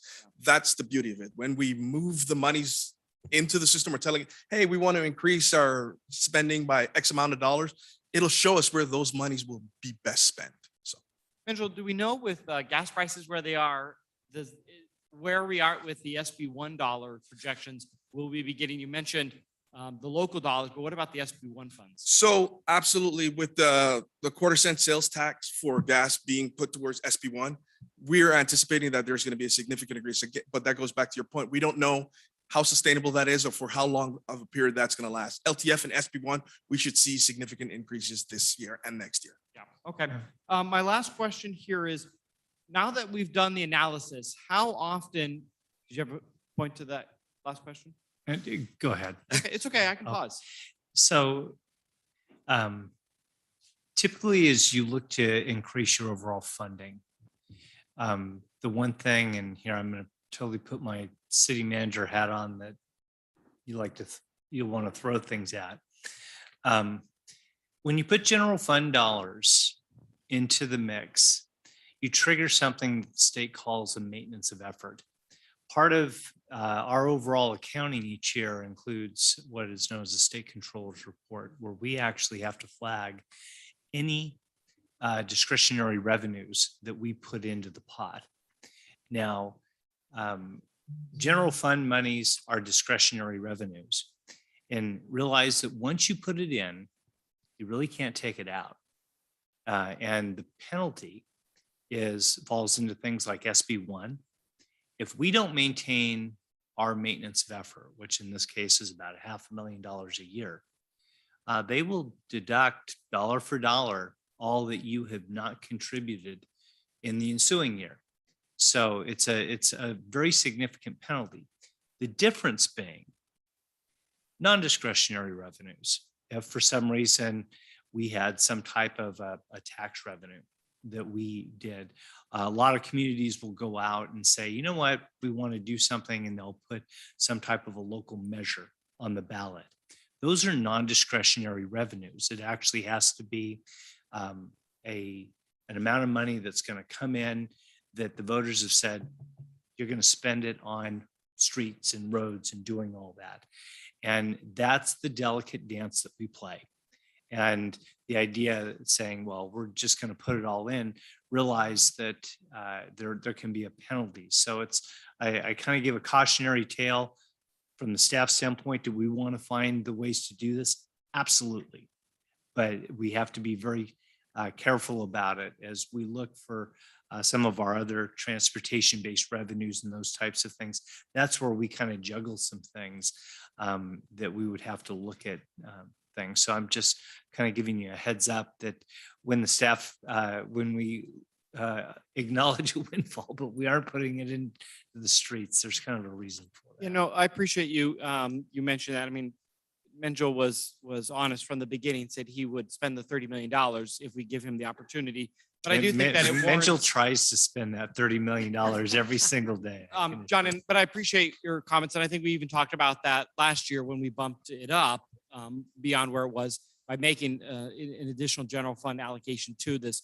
And I think that needs to be part of the conversation. I mean, we can't sit on millions of dollars while we have potholes because of that fear and that penalization that could and will occur. And I'm not arguing that you're wrong because you're not wrong. I'm just saying, I think we need to have that conversation because I don't think our community is going to accept seeing revenues be where they are, reserves continuing to go up, but not being able to spend it. I get what you're saying.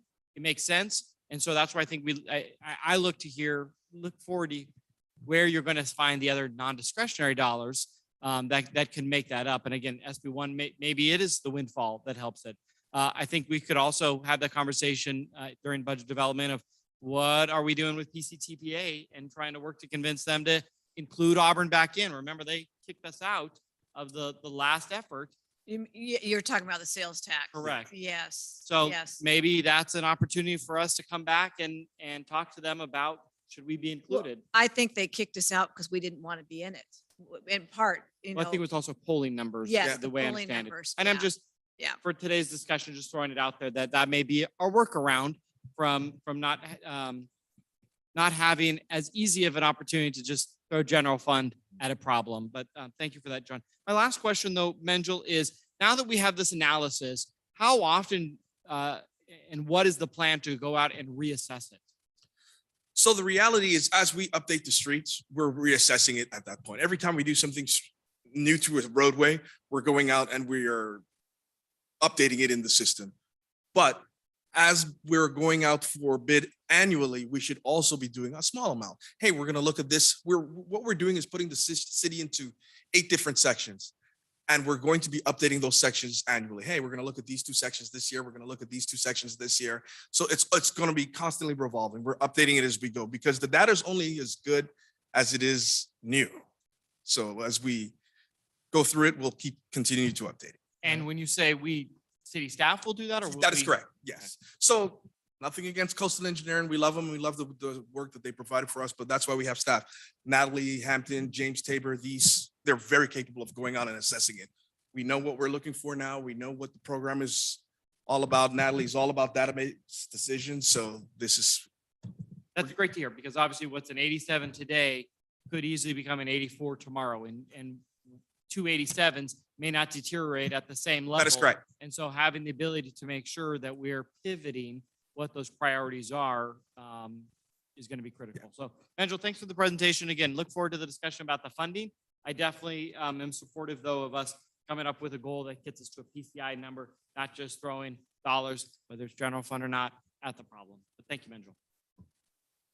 Menjo, my question is, or actually coastal engineering.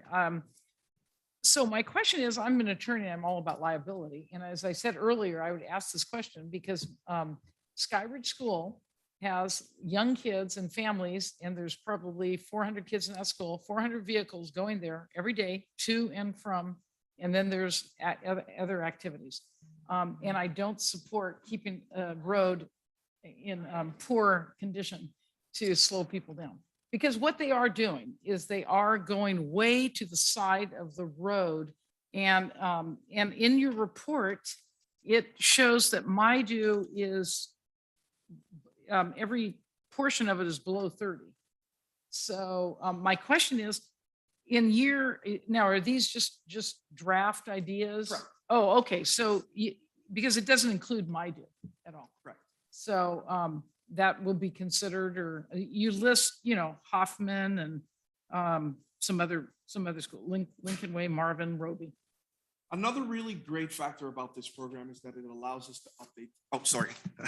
Another really great factor about this program is it allows us to update it as we go. So we're not just looking at a set of streets on a sheet of paper that says, hey, you're doing this year. Hey, you're doing this next year.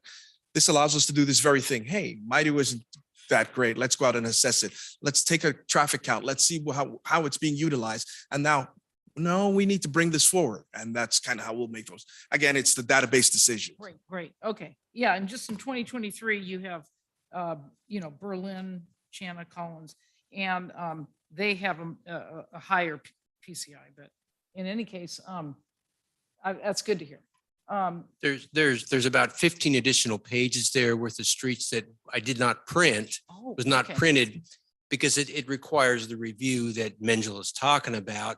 The program will make choices, but they may be illogical because they may just hopscotch all over the city. Whereas in fact, perhaps, staff will look at, well, what's the next 2 or 3 years worth of needs in a particular area, and then try and group them all together, say in one contract, 1 year. So that's part of where the human factor comes in. We need to look at it and make some sense of it and make some realistic decisions that are not just a kind of a computer generated hopscotch thing. Great. Okay. Thank you. I appreciate that.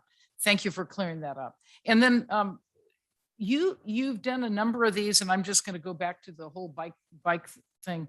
So is it when you're repaving the street? So if we have a plan, do you look at that, or does the city look at what are the better streets to have pedestrian and bike lanes?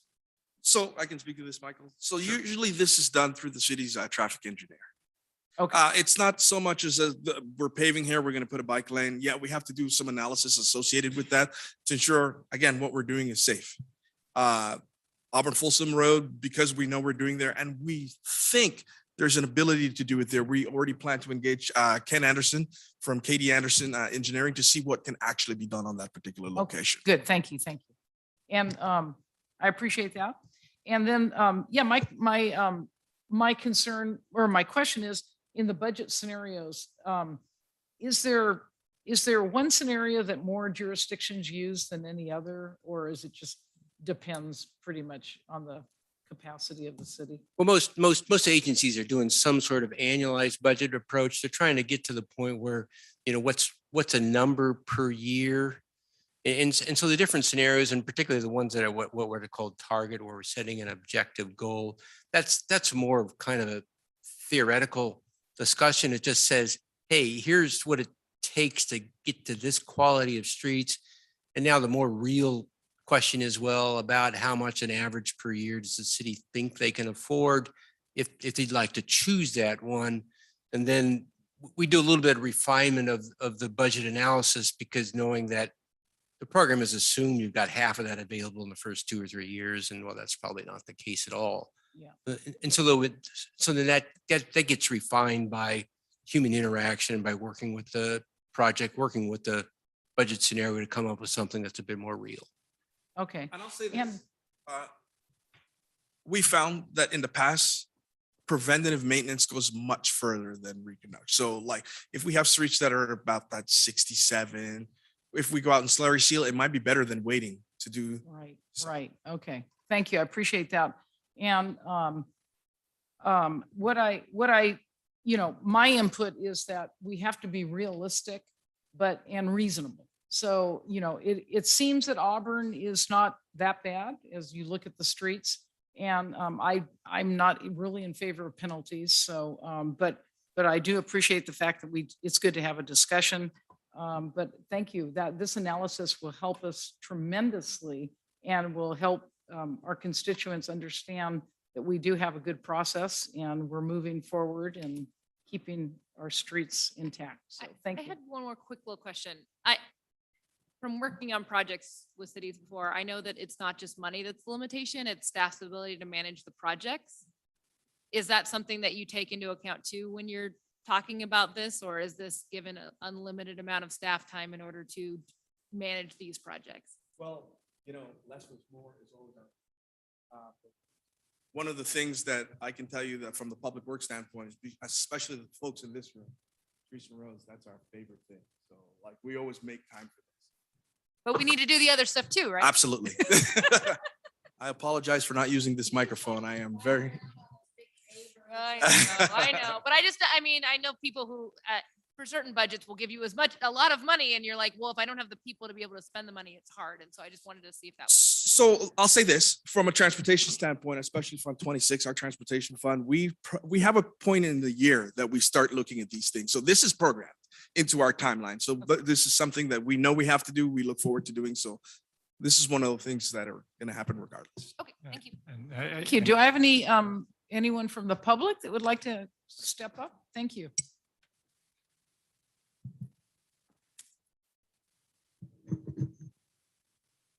Philip Jacques, technically not a resident, but I come here often, at least twice a month.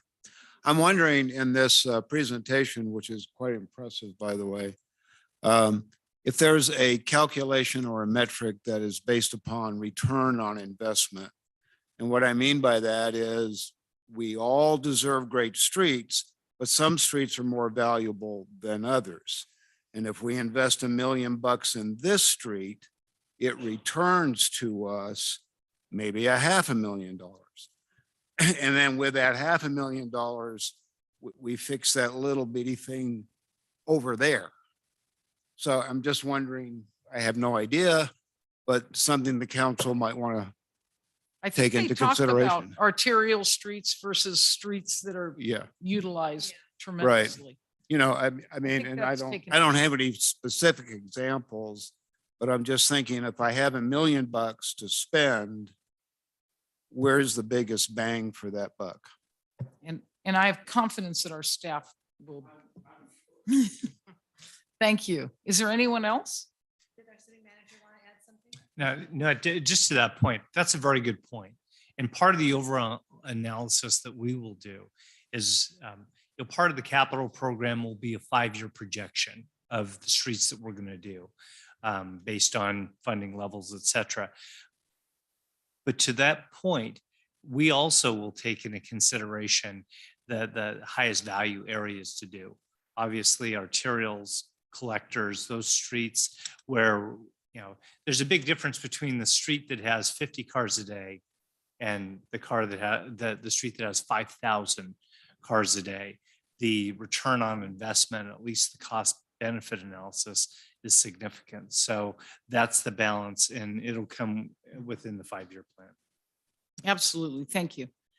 So do I have a motion? Sure, Madam Mayor, I will move that by motion, we accept the City of Auburn Pavement Management Program Report as prepared. I'll second. Ready? Councilmember Berlant. Aye. Dowden Calvillo. Aye. Riddell Harris. Aye. Mayor Amara. Yes, thank you. And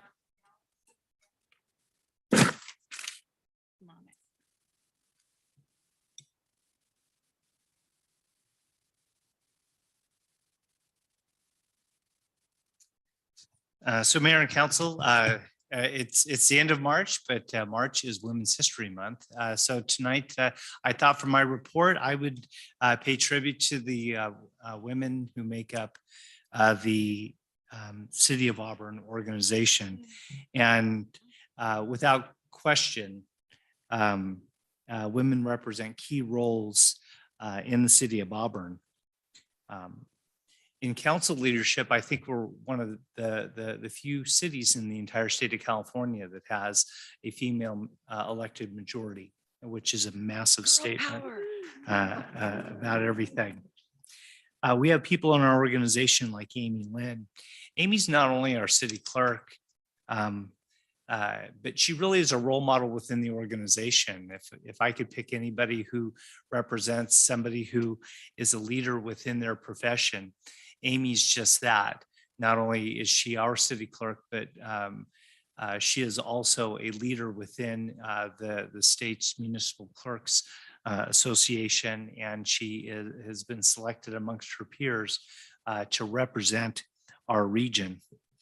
In public works and community development, the folks who really run the show are there. People like Amy Franklin, Natalie Hampton, who presented tonight, and people like Tanya Ward.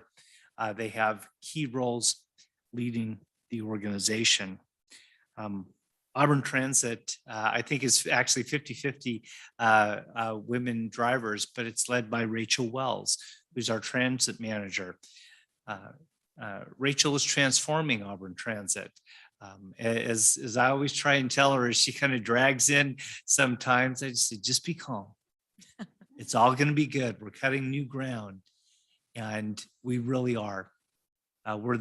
We are the example and the leader in Placer County when it comes to alternative transportation.